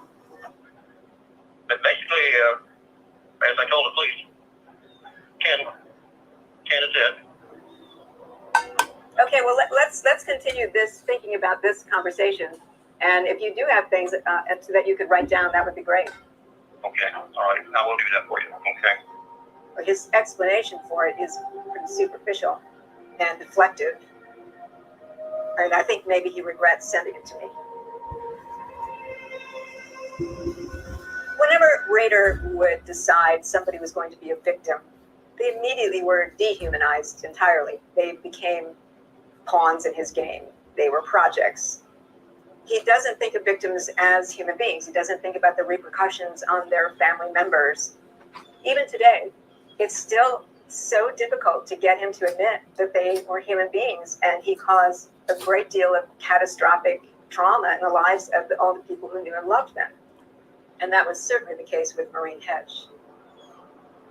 We're in a neighborhood of Park City where Dennis Rader lived on Independence Street. And just down the street was a neighbor named Marine Hedge, who was a 53-year-old woman who lived alone, had no dog, seemed to have a male friend who came in and out but didn't live there. I walk by one of the blocks or something like that. I did wave at her, say hi. She's usually out in the front yard, tending her flowers. And then one day, when he was looking at his window and he saw her out there, he imagined his hands around her throat. At that point, Marine Hedge became a project. They had been dormant for 7 years. He hadn't done anything, and suddenly he decides not only does he need to kill her, but he's going to kill a neighbor. Rader was a Cub Scout leader, and he used that to stalk victims and to Yeah, Allie, I do agree with that. Allie's saying a bit scary because energy flows where focus goes. And as a society seems to be more and more our focus on the reaction, not prevention health. We want the pain pill, not to take vitamins, you know. Yeah, I totally understand what you're saying with that. It's just kind of difficult, you know, because Dennis Rader, he didn't, again, there's no signs that he had a bad childhood, or I don't think he was really displaying any red flags, like major ones for people. um and so it's kind of hard to prevent something like this with someone if you know, you have no idea at a young age he saw his mom get her ring stuck in a couch, you know, and he liked the look of fear on her face. How do you prevent that? You know, how do you keep this guy on a radar? No pun intended, but how do you do that? How do you fix him when you don't even know that there is any sort of problem or really any red flags with him? So I don't know if this is a case of the public just wanting the reaction, and that we're not trying to fix the problem per se. Because I think this is why, you know, like she stated before, this is why we kind of want to learn about these people in hopes to try to prevent it. But obviously, you know, society as a large, or experts on this, are never going to be able to stop this 100% from happening. There are always going to be a psychopath that takes it to this level. And maybe some of them do give off big red flags. You know, I think Bryan Kohberg definitely gave off red flags, just from hearing what his past friends have had to say. But yeah, okay, let's continue on. Kill victims when the opportunity would arise. He planned a night out with his Cub Scouts. Once he got them bedded down, he would drive to Park City. It gets to Marie Hedges' house. Allie, you keep posing all these great questions, but I've been saying this forever, that I think critical thinking classes should absolutely be taught in school, primary school, middle school, high school. I don't think that these should just be college classes. They were one of my, well, critical thinking was one of my favorite classes, but this should be taught way earlier, way earlier. And I've said that a million times, but anyway. That's the phone wire. Her car's in the driveway, but the house is dark. He broke in and realizes she's not home. Apparently she's out on a date. But then he hears a car door. He went into her closet, her bedroom, and heard the two of them come in. That was a long wait. I had to wait a long time in the closet. And I bet I spent an hour and a half in the closet before he left. Then he left, and then she went to bed. That's when Rader made his move. But what was interesting in this is he was going to change his signature behavior, aside from cutting the phone line. He was going to take her body out. His plan then was to take her to the church. He had keys to the church as a member of the governing body of that church. Took her to the basement, staged her in various positions, took photographs and Polaroid, and then disposed of the body. You start seeing these big changes in between his crimes. He's getting more emboldened, and in being more emboldened and more narcissistic, he's simultaneously getting more reckless, sloppy, and disorganized. My name is David Sickle. I was a police officer for the city of Park City. April 28th, 1985. I was working the day shift.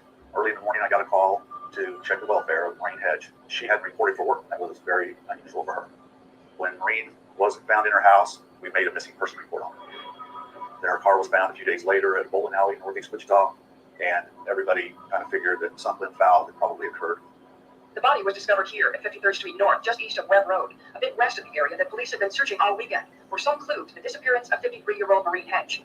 There wasn't any suspects right away, so when her phone line was cut, we thought that was very suspicious, but we didn't know for sure it was BTK or a copycat, but we did have that in the back of our head that, BTK had never been captured, and this could be something that she wasn't left in the house, she was removed from it. You think you can participate in church activities while at the same time harming other people? Yes, I did. Did it seem to violate what you believed? I know people would say, wow, what you did with Mrs. Hedge in the church, in the house of God, doing something like that, terrible. But I haven't had any, what you call real quantity type pictures of a female. You can argue all kinds of things about what's going on in his head, but practicality. I'm the president of the church. I've got keys to get in. I know when people are there. This is a pretty safe place where I'm not going to be seen or interrupted doing all of anything I got to do. But when you first decided to use a room in the church to bring a body, to dress, to take pictures of, did it seem weird? Like, why would you even think of using the church? No, it was a way to get what I wanted done.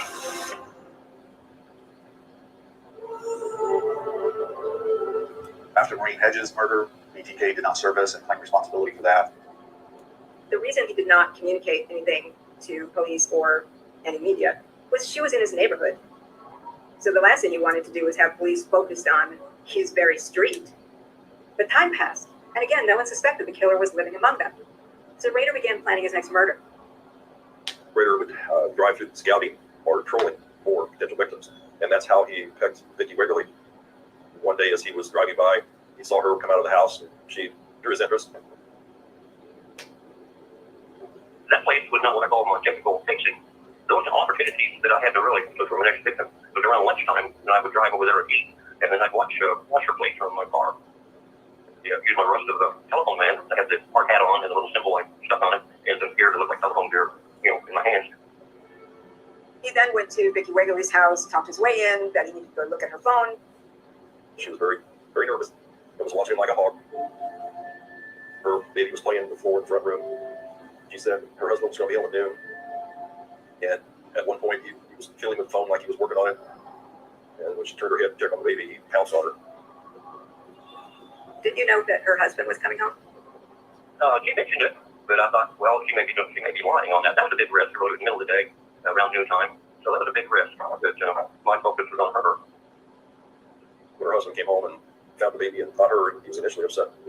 What's Vicki doing? Why don't you go to the store and left the baby there? But then when he walked back in the bedroom and saw that there was some comforters that kind of disarrayed, he said, I knew that Vicki wouldn't leave the house like that. So he searched a little further in, and that's when he found his wife tucked under the bed, kind of secreted under the bed. By the time police got to Vicki Wegerle's house on West 13th, her heart had already stopped beating. She died within 15 minutes at Riverside Hospital. Her husband, Bill, supposedly found Vicki with a noose around her neck. Whenever Rader's targeted someone, the callousness just sets in. And anything that that particular victim is associated with goes along with it. It's really striking to me that Rader, as a family man, has absolutely no concern about young children in a home where he has targeted a victim. At that time, police accused her husband and just couldn't prove that it was him. They really thought that was him. After they interviewed him, that went unsolved. Never in a million years did people tie it to BTK, had any idea. Police were investigating it as a random act, and it just basically never was solved. Did you ever think about what it would be like for you if somebody entered your home and did something like that to your wife? I would have stepped in and fought him, for sure. Doing everything possible to protect my wife or my kids. But I mean, what if you found her dead, murdered? What would that have been like for you? Oh, that would have been very upsetting. It's like we're dead to come back home.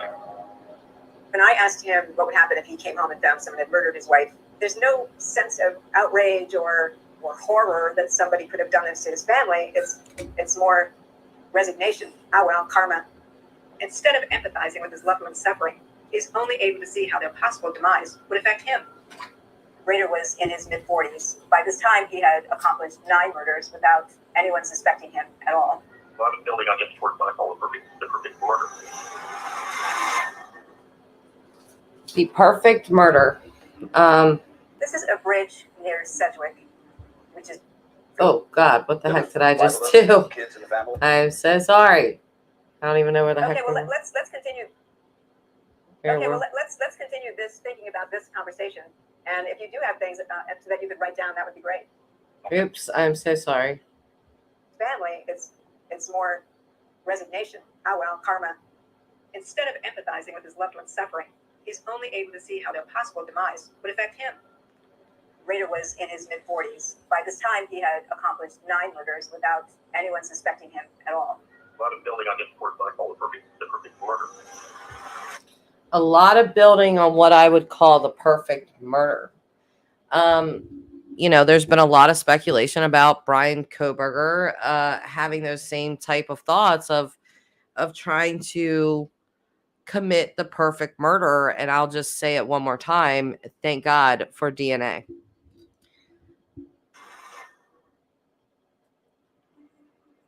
This is a bridge near Sedgwick, which is north of Park City, and underneath here is where the 10th victim of Dennis Rader was found in 1991.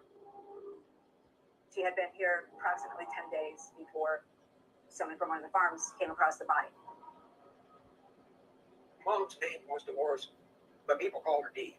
She was such a loving, giving person, and that's how I want people to remember her. She's that star that shines a little extra bright because of what she was in this earth, what she endured to leave this earth, and I think that's really important.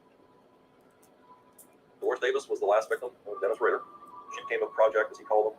He was out in that area, saw her out in the yard, thought it would be pretty easy to get to her as a victim. There was a Boy Scout, a winter camp out for 2 nights, so he had various ways he could say where he was going to be, so an alibi. She had a date that evening, a dinner date with her friend who she'd been seeing. They went back to her place early evening. He went home. As far as I know, she went to bed under normal circumstances at about 10 o'clock. And somewhere before midnight, he made his move. He just took a cinder block and threw it through the patio glass. She got in a car and run into her house and hooked at the back door. And I thought to myself, what if she stepped out the door with a shotgun? He said, I'm on the run from cops. I just need your card, some money. I'm going to tie you up to give me a head start so I get away from here before you call the authorities. And so he took her to the bedroom, tied her up, leaned over and whispered in her ear, I'm BTK, I'm a bad dude. A lot of people think it's the inflicting the pain that you enjoy, but that's just a tool. The worry, the fear, the suffering, that's what he really enjoyed. I'm sure then she knew she was doomed. I shuddered to think about it. Killed her with her own pantyhose in her own bedroom. So just the terror is palpable.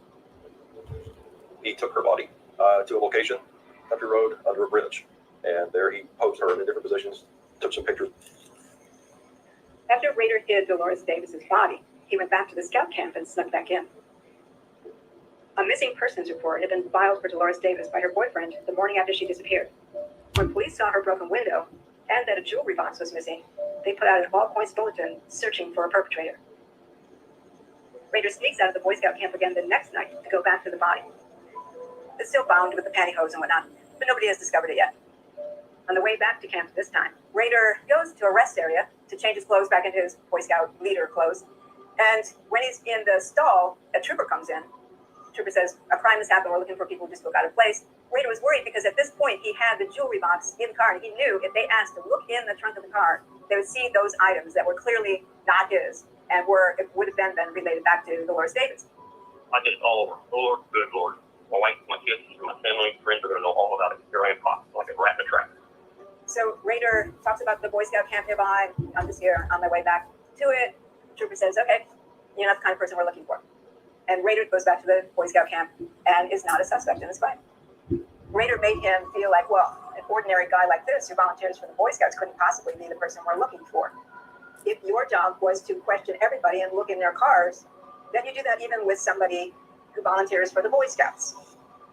If I were using this case to inform law enforcement, I would show how an officer in the case actually made an error that let Rader go free because he adhered to the stereotypes. The enormity of what I was afraid had happened. Part of the frustration, the pain, was the fact that we knew so little. We had no witnesses. The car was clean and prints. There was nothing in the house. They had nothing to go on, really. The police did consider that certainly Hedge and Davis were part of BTK. I think they even thought Wegerle might be. But there were a lot of differences. Why would there be so much time between number 9 and number 10? It didn't make any sense at the time. What we didn't know is BTK was going to the store with us. He was eating popcorn at the movies with us. He was going to church with us. He was the guy next door. I can't tell you when BTK reappeared how shocked everybody was.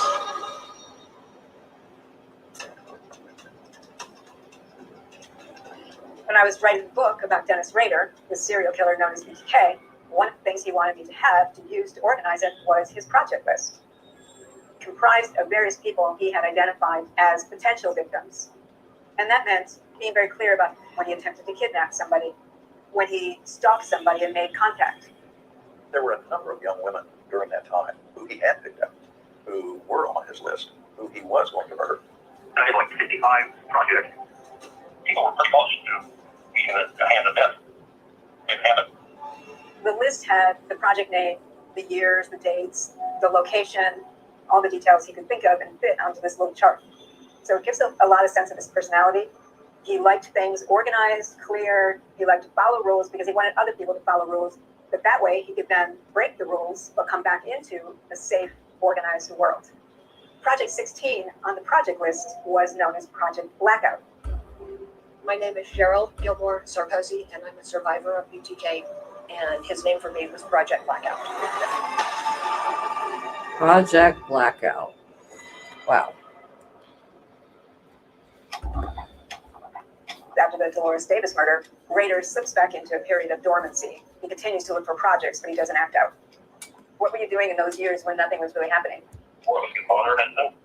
I strongly suspect, I said this right after, Bryan Kohberger was arrested, that just with, his schooling in criminology, I would strongly suspect that he's done something similar to this, some type of charts, some type of journaling, some type of writings. Again, Allie, I know you don't believe that was him in that video. I do. And I think that, because in that video, you see this person, whoever this person was, because we don't know that it is Bryan Kohberger, even though I strongly, again, suspected it was him. You see him using notes. And I think that they did take stuff out of Bryan Kohberger's apartment at Washington State. And I'm just wondering what those things were. But I do strongly suspect that we're going to see some writings from him, maybe at trial or something like that. But I think we are going to see stuff like that from him. I work in church. I work in scouts. Okay. But if I wasn't real busy, then I would go out on a prowling and look for my next victim. So basically projects. Did you feel like you were in control of your urges then? Yeah. I could always fantasize or look for more victims. That was part of the excitement to be able to do the hunt. The planning for any sexually compelled serial killer is definitely part of the pleasure. And Dennis Rader is quite the organizer. In the project list, marked Project Blackout, Blackout refers to a bar near the campus of Wichita State University, where Rader would often go have a beer. Rader writes "girl at bar" and indicates the year 1977. I was 26 years old at that time. One afternoon, a girlfriend and I decided to go to the Blackout bar. And I started talking to this man, and he told me that he was studying at the university and had to do with like police work and law. The bar got raided, and everybody was told to leave. And so he was walking with me through the parking lot. I said, "So, tell me, do you know if it's against the law in Kansas to commit suicide?" And he said, "It is against the law." And I said, "Well, that's a shame, because I think that anybody that wants to commit suicide should have that right." And he reached over and took my arm, and he squeezed it, and he said, "Oh, please don't say that." And I thought, what a kind man. By then I was at my car, and I got in the car and left. He was really sort of a nondescript type of character. He wasn't someone that I gave a second thought to after that. But it turned out that was Dennis Rader. That particular day, he had followed me home, and then he started stalking me. So I have a report from a woman named Cheryl. She said she talked with you at the Blackout Lounge. How strange is this parallel? That, she goes to the Blackout bar with a girlfriend, meets Dennis Rader, and then he begins stalking her. Is it possible that Bryan Kohberger met them or saw Kaylee and Maddie at the corner bar.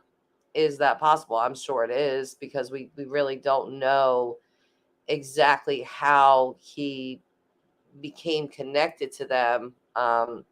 I know that Kaylee's family has said that they have started to see connections between her and him that they were not ready to talk about. But I just wonder, I think this is really, the parallels are really strange here. But what I was trying to do was get more nonsense on the gun at that time. So I was in the mood. And I had everything that hit my hit kit, had roll, tape. So I had 2 guns, a couple knives. I was going to do something. So I went to my eruption. Cheryl Gilmore Sarkozy's neighbor was Dennis Rader's 6th murder victim, Shirley Bryan, who killed on March 17, 1977. I'll get to the main target, and that didn't work out, so it was, what's next? Shirley Bryan. It was totally impromptu. I didn't know exactly who lived in that house because I followed her son home that time. The day Shirley Bryan was murdered, I had a 4-year-old son, and he had come to work with me that afternoon. When he and I got home, the whole neighborhood was filled with police cars. There was a knock on my door, and this policeman came in, and he said, the woman a few doors down has been murdered, and her little boy has said he saw the man knock on your door. So we feel that you might have been the intended victim. yeah, Allie, I think you're right. I do think, obviously, just because of his interest of study, again, criminology, he obviously studied other serial killers and things of that nature. But, like I said, that this was his first kill, and he's been caught, presumably by DNA. So he wasn't very good at what he did. I've seen a lot of people say, wow, he was so smart, and the way he got in and out. No, I don't think he was smart at all. Again, this was a person that was highly interested in forensics, and yet that's what's going to get him caught. So not intelligent. And I do think there were elements that he probably copied from other serial killers. Let's go on. I can't imagine why anybody would want to kill me. It was a horrifying time in my life. And I nailed all my windows shut. I couldn't sleep for months. Had I been home that day, it would have been me instead of Shirley Bryan. It certainly was possible that Rader would have had a number of other victims had things gone a little bit differently, had someone come home when he expected them to, had he figured out a routine of somebody in the right way. From the project list Rader shared with me, we can see that he continued stalking a number of people during the period of 1991 to 2005, but he just didn't succeed. At the same time, Rader worked as a Park City compliance officer, a job that once again gave him cover to stalk and troll in his own backyard. The reporting parties where the sheep were killed. A compliance officer, this is like a law enforcement equivalent, which is your grass is overgrown, your dog is off the leash, your house needs painting. You can kind of lord it over people. You can actually carry a gun as part of the job. Did you like being a compliance officer? Yeah, I did. I was pretty close to what I wanted to be in my police officer to point that. Serial killers who aspired to become cops typically had delusions of power. If I recall, several citizens called and made complaints about his being strict or rude, confrontational, and that type of behavior. As a compliance officer, he didn't like it if somebody did something he thought they shouldn't. So in his world, it was okay for him to break the rules, but he needed that safety of that regimented world, so everyone else around him had to stay within their lane. January 2004 marked the 30th anniversary of Dennis Rader's first murders, the Otero family. It was 25 years since his last correspondence with police or the media, and it had been 13 years since he killed his last victim, Dolores Davis, although no one had yet linked BTK to her murder. When you have anniversaries, news departments do stories on it. So it was on the front page that guy was writing a book about BTK. Well, BTK did not like that. He is so arrogant that he wanted to tell his story. I've always wanted to be out there a little bit to be known, letting people know that I'm still around. They thought I was maybe died in prison or moved out of the area, or basically just passed away. When Dennis Rader learned that an attorney wanted to write a book about unsolved BTK crimes, and he was going to cover 7 victims, and Rader knew there were more, so he didn't want a book written that would be his legacy, that would really not get the story right. My administrative assistant goes through the mail every day, and she'd gotten a letter that had a photocopy of what appeared to be an old Polaroid. It looked like a woman's body on the floor and a copy of a woman's driver's license. The driver's license was Vicki Wegerle's. Her murder had never been tied to BTK. Investigators believe the letter is from BTK because it has information about a 2-decade-old homicide linked to BTK that only the killer would know. BTK claims in the letter that Vicki Wegerle was his 8th victim. No photographs had been taken of the victim at the scene by the police, by anybody, because Vicki Wegerle had been removed from the scene by an ambulance crew. So if there were any doubts in anybody's mind that this guy was the real thing, it stopped right there. It regenerated the fears of the citizenry there in Wichita. In your gut, you felt like, oh my God, whoever he is, wherever he lives, we gotta stop this. A letter received by KTD was turned over to us last Wednesday, and we are treated as possibly being sent by BTK. In 2004, after the reemergence of BTK, the Wichita Police Department, under the leadership of Kenny Landwehr, who was the homicide lieutenant at that time, formed a task force made up of Wichita police detectives, FBI agents, KBI agents. I mean, I said, we're going to get this guy. I don't care what it takes. The BTK is back because he wants to see his name in the paper. He wants to see him talked about on the television station. BTK is communicating again. BTK is back. BTK. BTK. This is one of those county cases that I've ever been involved with, and I find the individual that was doing this would be very interesting to talk to. Early on in the investigation, a couple of profilers from the FBI were brought in, and one of the greatest guidances that they provided was the creation of the communications that Kenny Landwehr would release in these various media events. It all looked fairly natural the way Kenny delivered it, but these were scripted for the intent and sole purpose of keeping BTK communicating. If we could keep him communicating, that was the key to catching him. Eventually, he would slip up. When Ken Landwehr did a press conference about you, what was that like for you? Well, that was pretty high. Anybody who knows that the LBTK still exists in our community, so be careful. I was having a field day with cat and mouse. Something that fun. The strategy that Ken Landwehr adopted was to personalize this, to address whoever BTK was. The hope was that that would make the killer feel as if they were buddies, which is exactly what did happen. Rader really enjoyed it. So what started as an attempt to control his story turned into this game with law enforcement that he thought they were having as much fun as he was. He has communicated with us since the 70s, and it continues today. Shortly after that, KTV got a letter that had 1 page, the BTK story, chapter 1, chapter 2, chapter 3, chapter 4, went all through the chapters. He suggests chapter names in talking about BTK. What killer does that? He wanted to give us a guide on how we cover it, basically. But the scariest thing was the very last chapter was just a question. Will there be more? Taunting police and Wichita, who was going to be the next victim, scared us all to death. Why did you decide to send the BTK story to the TV station? I wanted the police or the general population to know that, yeah, there might be some more. You know, maybe it's not right off the sunset. There might be some more. We would get sent information. Obviously, we'd read it, we'd do a story about it, and immediately hand it over to the police department, hoping that maybe this will lead to its capture. In May of 2004, Dennis Rader sent a word puzzle comprised of random letters and numbers to Cake TV. It was obviously a word search, and the idea was that in this puzzle there might be clues to his identity. Our responsibility was to find the words in the word puzzle. One was victim, one was serviceman, one was ruse. So we were in the newsroom looking at this puzzle going, Oh my gosh.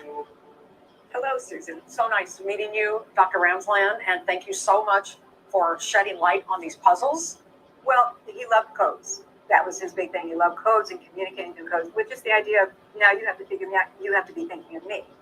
Why he chose these words, why some are backwards, some are forwards. What's this number, which actually should have that 0 to it, because that's his address.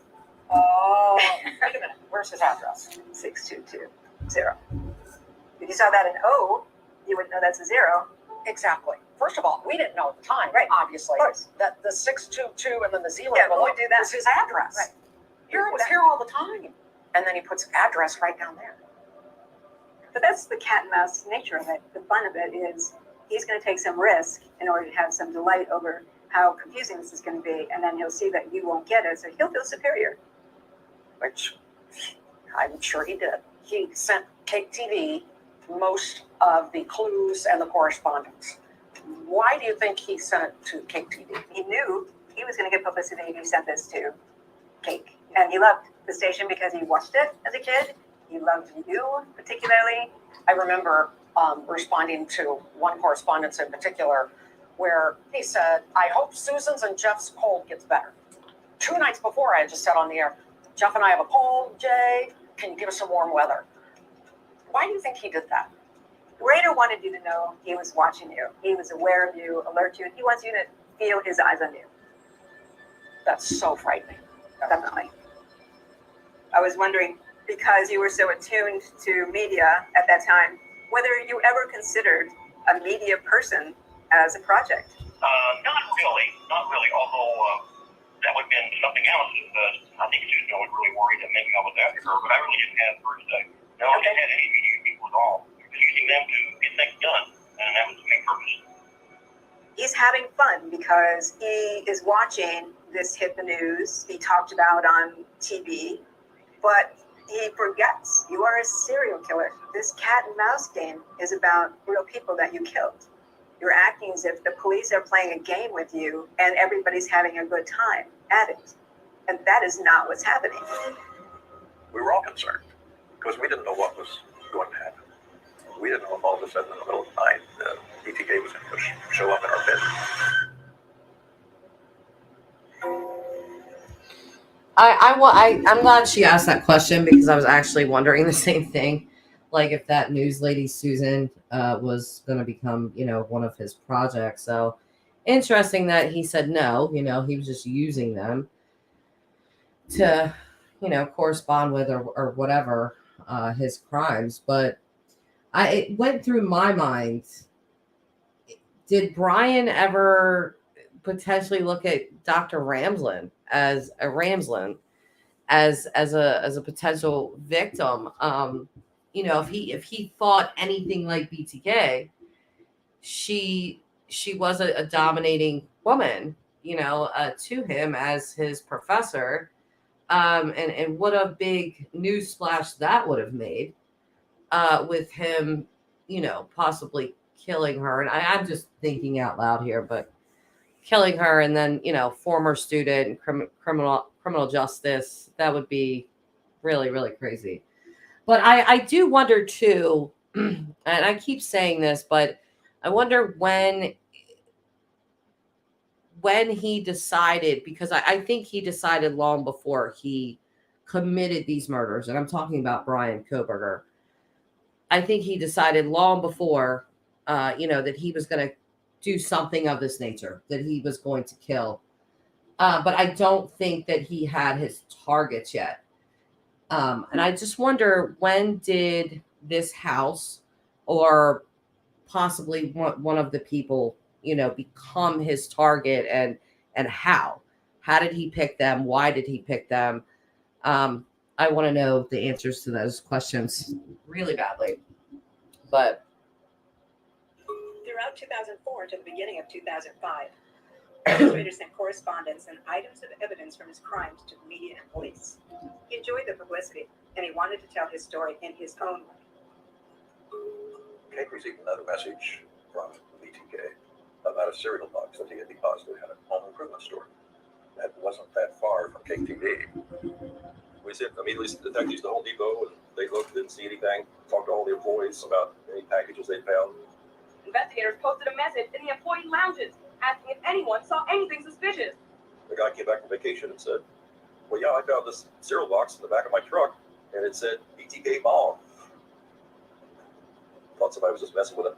So he said, I just threw it in my burn barrel when I got home. Turns out that was the communication that Rader was referring to. So when we got the surveillance of the parking lot, that was our actual first sighting of what we believe was BTK delivering that package. The video was blurry, and he's far from the camera, so police couldn't. Look, here we go. Video, which in the Idaho 4 case, what was the very first thing? Was the video of the white Elantra. So, yeah. Clearly see what he looked like. However, they did see that he was driving a dark-colored Jeep Cherokee. What about driving into the Home Depot parking lot? And you think they'd have a surveillance camera? Well, where I did my incident work with this stuff back to the pickup, there wasn't any cameras mounted on the point pole, so I knew if there were any cameras, it would be a distance. And then I wouldn't be very distinguishing. They were just a person. Dennis Rader's gotten away with this for 30 years, so there's a narcissism. We actually call this narcissistic immunity. The immunity part is the sense that he's so special that no one can touch him.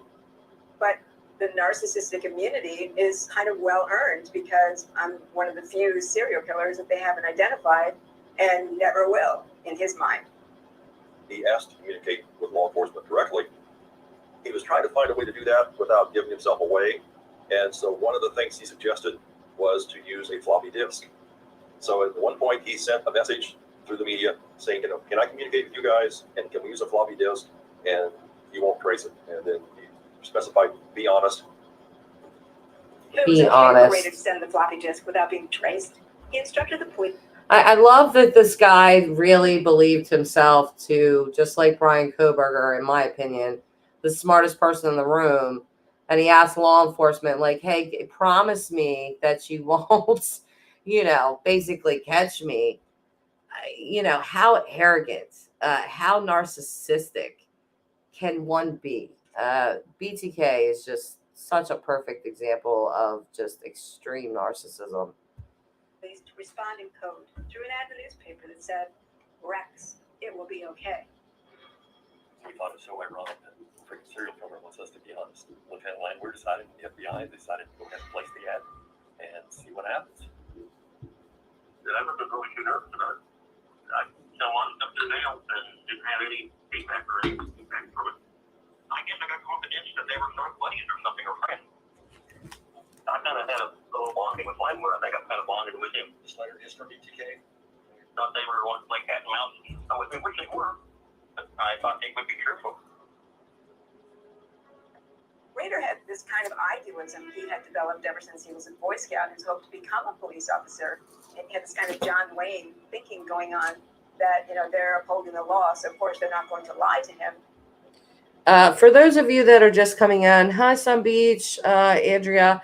The woman that you're seeing on your screen is Dr. Katherine Ramsland, who was Bryan Kohberger's professor at DeSales University. He answered with the floppy disk. The floppy, was it just a test file on it, or was there anything else on it? No, that was it. This is just a test. I wanted to see if they would get the monitor or get through okay. Is there anything beyond that? This is a test. One of their IT guys there at the Wichita Police Department loaded it into his computer. He began pulling metadata files showing prior users of that disk. Immediately there was an indication that it had been used at Christ Lutheran Church in Park City. Also the name Dennis appeared. Real quick check. The president of that church was a guy named Dennis Rader. That was a huge break. That was one of those moments where you were just ecstatic. We found an address in Park City, and the race was on. We all wanted to get there.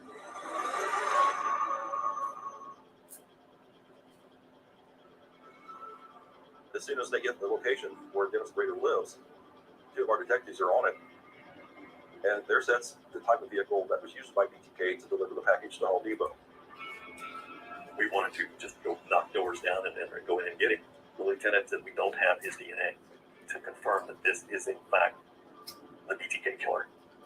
We didn't arrest him at that point, but he was placed under surveillance 24/7 because the last thing we wanted was for him to go out and try to victimize somebody after we had already identified him. With DNA testing, forensic scientists can link criminals to crime scenes, something that was unavailable to police when the BTK killer first terrorized Wichita, Kansas in the mid-70s. We had DNA from the Otero case and several other cases. At this point, you've got DNA analysis. When BTK was leaving all that evidence behind, it was worthless. It couldn't be analyzed back then, but technology had caught up. Were you worried about getting caught during this time, that they might trace something back to you? Yeah, I was real careful with my fingerprints. I didn't even think about my semen. They would have had the same thing, 30 years? But they also had the DNA sample from Fox. Hank Bagdell, she had some scrapings or things out for me because we did fight. We began to mull over the idea, how do we get his DNA? And I happened to notice that his daughter had gone to Kansas State University. Let's get a court order and see if they've got any records. Sure enough, they had records of her. The records indicated that she had had a pap smear. We're able to take possession of that sample. Then we began to wait for the analysis. I got a call that following Monday from the examiner, and she said, that sample you submitted, that person is the offspring of BTK. That's so interesting because, if you guys remember the police department in the Idaho 4 case, they ran his DNA, the DNA found, and it wasn't a match. So they were moving on to like ancestry.com and things like that. And I believe that is how they came to a match with Bryan Kohberger. We will have to wait for the affidavit to see all of the facts. But that was said, and, they obviously have a DNA match. So I'm not sure how he thinks he's going to get out of this. But again, just like with the BTK killer, you just see this extreme arrogance, this extreme narcissism where, no matter what I do, I'm not going to get caught. And even, Bryan Kohberger has essentially been caught. It's still alleged because he has not been convicted in a court of law yet. But, I just feel like as soon, like his mugshot or the shot that the jail took to give out to the public, you just see this smug look on his face. And I really believe that he, even with his knowledge of forensics and stuff, like, it's just still astounding to me that he thought he was going to carry out a quadruple murder with a knife and not leave any DNA behind. So I was thinking, like, is it possible that he has planned already for the potential of getting caught and what he would do if that happened? It's obvious to me, that he's going to claim that he was innocent. With his family coming out with that statement saying, we're going to love and support our son. And, he's looking forward to exonerating himself and all of this stuff. So I would love to know how he's going to get around those forensics, or how he's going to explain that away, or his defense is going to explain that away. Those were words that I had waited and hoped we would hear eventually. That's pretty definitive at that point. It was very exciting. I can only imagine for the Wichita guys who lived this case every day and night for months and years, that had to feel incredible.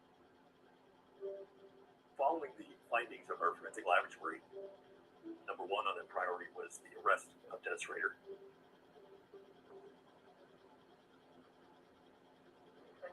There were a number of people in the arrest team.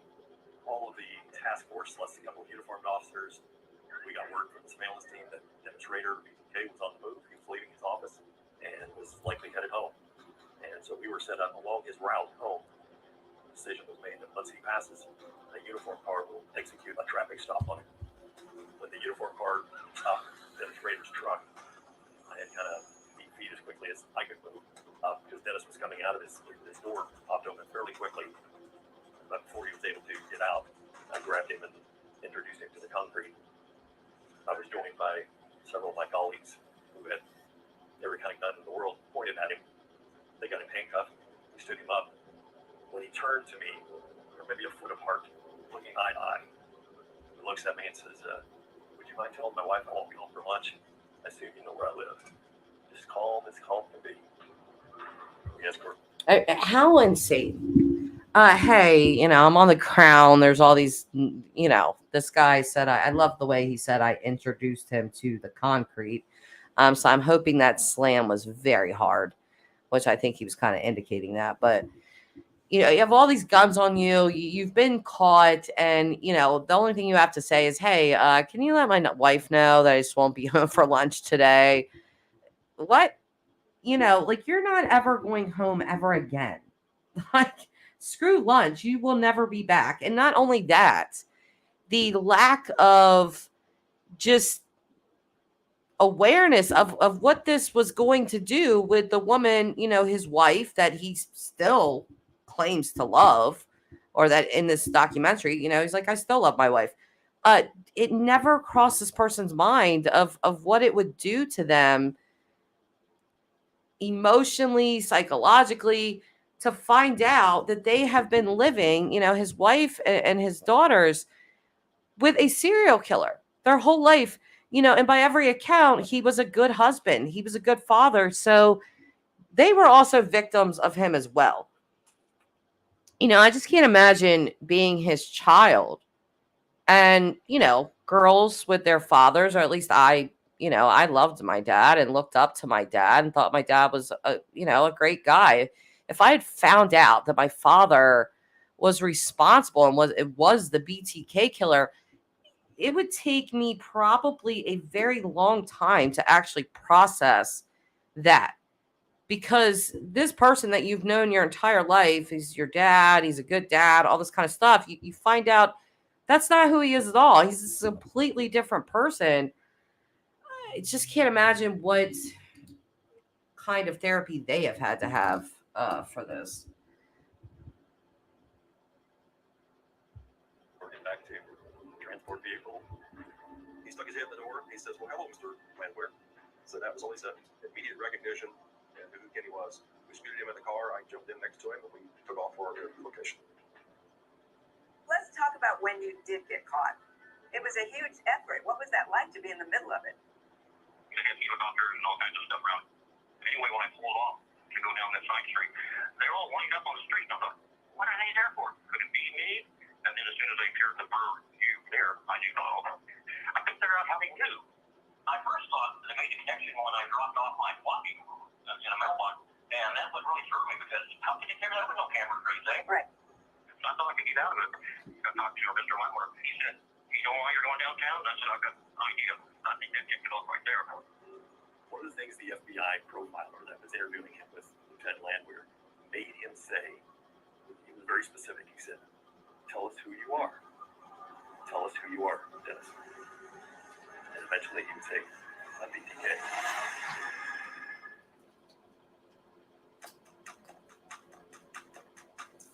During the initial interview process, Kenny Landwehr was in the room with Dennis Rader and laid the floppy disk on the table just to get his reaction. I tried to message him. It's okay. Yeah, you're right. I need to turn like it. Because I was trying to get you. When you asked them to tell you if the floppy could be traced, why did you trust them? I like to scout oath, always be truthful, not just be trustful. But they declared war on me, and wars are not nice things. I actually felt like they should have given me more respect, I guess, playing their game. They should have gave him more respect. Again, the narcissism is just really insane with this guy. And I'll say it again. I think Bryan Kohbergers is definitely of his ilk. To this day, when Rader talks about that, he still can't believe the cops lied to him. He got a degree in administration of justice, and he would know that interrogation interrogators use lies all the time because they're trying to catch the bad guys. So there's an odd, childlike naivete at play here. How could you have ever betrayed me like that?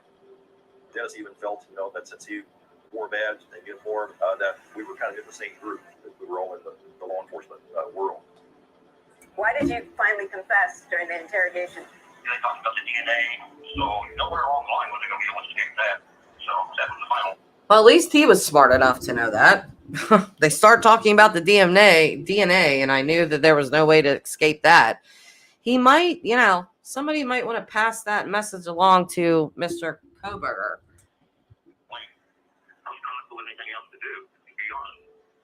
Cooperated in all the cases, including the two the county detectives had, which are the Dolores Davis and Marie Page, were disposed of in their territory, their jurisdiction.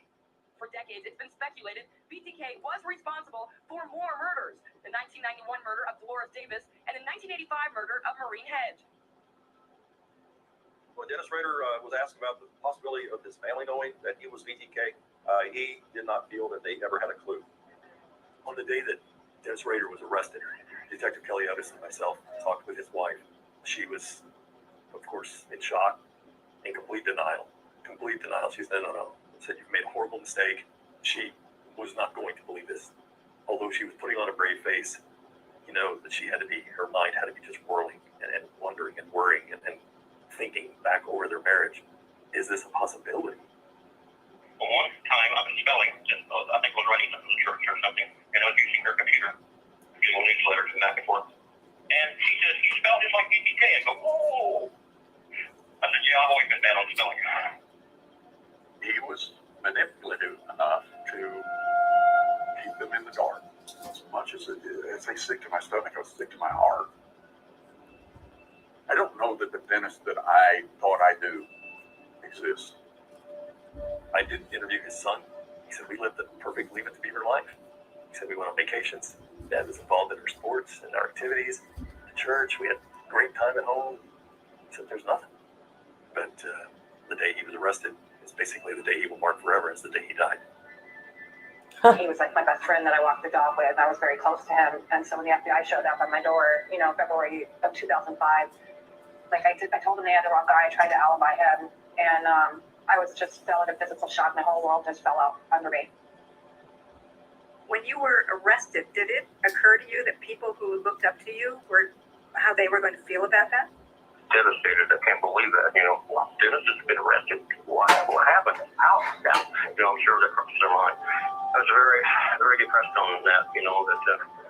Well, first of all, I didn't think I was ever going to get arrested. So, you just keep going and keep going. So, you never think that would ever happen. He never thought he'd be caught.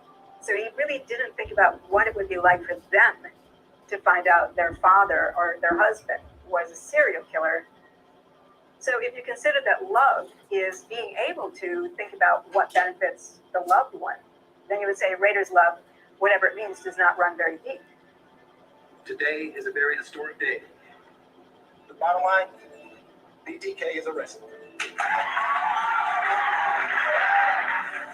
The day Dennis Rader was arrested, I'm in a shopping center. I hadn't gone into work yet. My boss calls. He goes, we're almost positive BTK has been caught. You need to get into work right away. No lie. The whole room, the whole shopping center started spinning. The blood rushed from my head down to my toes. And I sat down and said, I'm going to faint. And then I started crying. I just cried and cried and cried. And I think I had much the same reaction as a lot of women in Wichita had. And that was such a sense of relief. Glad I got some, bitch. And I'm mom can rest in peace. Come across TV, I said, somebody right there. Come on, mom. How did I know? Unless I remember what he looked like. It kills me now, every day. It was very, very tense time. I didn't know how to feel. I wanted revenge. I wanted to get my hands on this guy.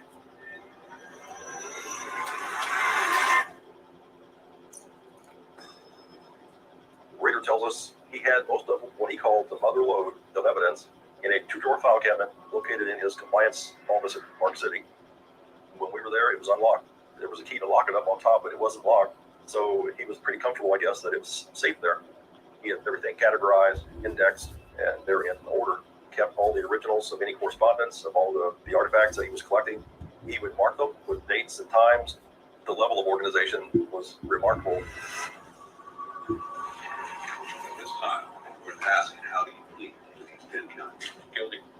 Are you pleading guilty because you are guilty? Yes, sir. All right, Mr. Rader, I need to find out more information. Well, I mean, I strangled Mrs. Otero. He was sentenced to 10 consecutive life sentences. The death penalty for his cases was not on the books, and so we really never had a discussion. I have to say, if we'll stop it here. We don't need to watch the rest, but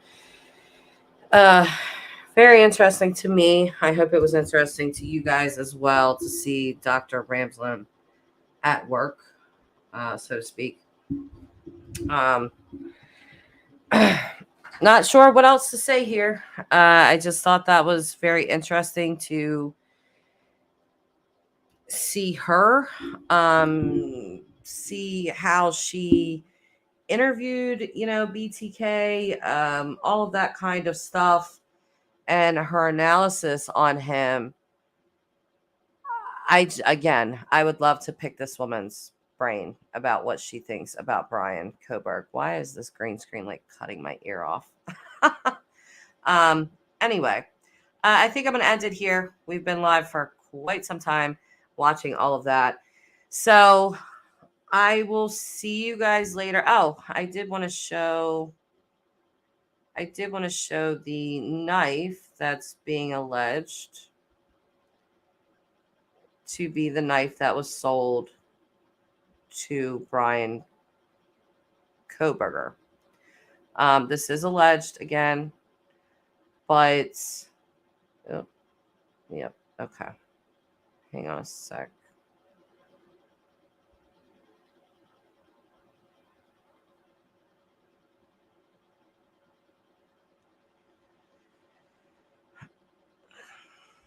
So this is the knife that's being shown. As you can see, it says discontinued on it. The person that's come forward again has said that this was sold on Facebook Marketplace, that Bryan came and bought this knife from him in October, and that not there. And that it was a discontinued knife. Somebody is saying that it was a former serial killer's knife, which I don't know if that's true, but it's a discontinued knife that is used to cut skin. And this person is saying you can look at my Facebook Marketplace. I've been selling for a long time. Like, I guess this was on there. And yeah, he said that Bryan bought this from him, Pennsylvania, and that he had a person in the car with him. Which, again, if that is true, that's very interesting to me, because if you go with your friends to go buy this discontinued knife that was used to cut skin, and this was as recent as October, so maybe just a month before the Idaho 4 murders. If that was true, that it was Bryan that bought this knife and he brought a friend, don't you think that the friend would have kind of connected some dots, or did the friend not know that these murders happened? We are on the East Coast here, and this did happen in Idaho. So if it's somebody, I guess, that doesn't really follow true crime or doesn't really watch the news that much, was his friend just completely unaware that these murders had even happened? But if he was aware, don't you think that guy would have put 2 and 2 together? I mean, I'm just saying. Allie, why do you think it's for real? What's the evidence? Because couldn't it just be bought online? Well, I think that the evidence is that this person is showing his Facebook Marketplace So, and he is saying that, it was Bryan. I do say that it remains to be seen if it was him or not. I don't know, Al. I'm just telling you what is being said. Don't kill the messenger here. If this was the knife, like I said, that knife looks sinister as hell. Okay, so I'm just saying. But yeah, there's that. I don't know if there's anything else that I wanted to share. I don't believe so. Allie's saying, like, from tactical gear supplies, goon tape. Yeah, I've seen all the goon tape stuff with their stabbies advertised on Instagram too. Yeah, well, I think there was something, because I think the goon tape guy has been kind of dragged into this case twice, because he was saying that everybody was watching his videos. They thought it was him. I know that you were, Allie. And I think there was some pointing of this person allegedly by Bryan. These are the rumors that are going around. Kind of saying like this is the person. So it'd be a good setup, I guess. But I don't know. We only know concretely what law enforcement has said, which we all know is not a lot. They have a case to try, so they're not going to show their hand. But again, I keep talking about the affidavit, and I can't wait to see that. Oh, if you guys, there was kind of something funny. Apparently, someone called into Ikmel's show, and he was talking about an Alpha David. For some reason, he didn't know what an affidavit was, and he thought people were saying an Alpha David. So I was watching that, and at first I was like, "What the hell?" But it was really, it's kind of funny. So I don't know. Maybe we should watch that real quick. Leave on a light. God, I can't talk today. Light-hearted note. Hang on, let's show that. It's a short. It's only a 3-minute video. Ikmel posted this. Let me change the setting here. Playback speed. We'll do it at 1.25. Okay, so I just thought this was funny. Hi, how you doing? Hey, this is Joe from Texas.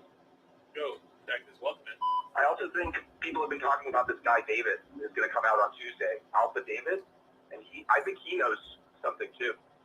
So what's that? What's Alpha David? Oh, the affidavit. I think you said affidavit? That's who it is, right? It's Alpha David. Affidavit. Okay, so Ikmel's chat was just going ballistic, laughing. I got to take down your comment, Allie. I didn't realize it was still up there. So you guys can see.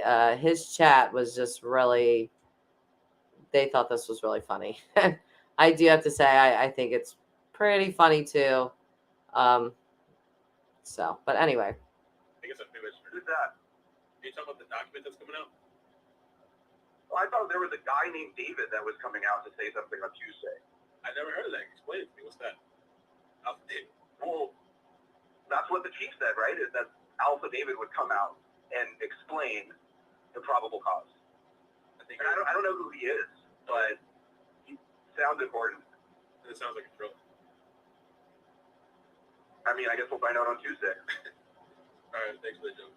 Take care. All right, have a good night. Yeah, he did that serious. It was fucking serious. He didn't even laugh. Jesus. When we watch true crime, I have to say, I'm just like all of you. I mean, I have an interest in it. I mean, we go there, but there's a point where you're like, good God, I can't think like that. And I think that, she's one of the rare experts that we do have to listen to. Just fuck you. I guess that was a troll. So Alpha David sent a super chat. Tuesday we will know much more. It was gotta be, that was controlling, because at first I seemed like he was very serious though. I don't know, but that's the art of trolling, I guess. Hi, it's Audrey. Audrey, how you doing? I'm doing all right, but it's not the Alpha David, it's the Beta David. Oh Lord. Where's Beta David? No, seriously, if he was being serious, I don't think we should be mean to him. I don't know. I don't want to be a pigeon back. No, but somebody sent a super chat named Alpha David. I don't know if they just created that account. I'm gonna look at that account.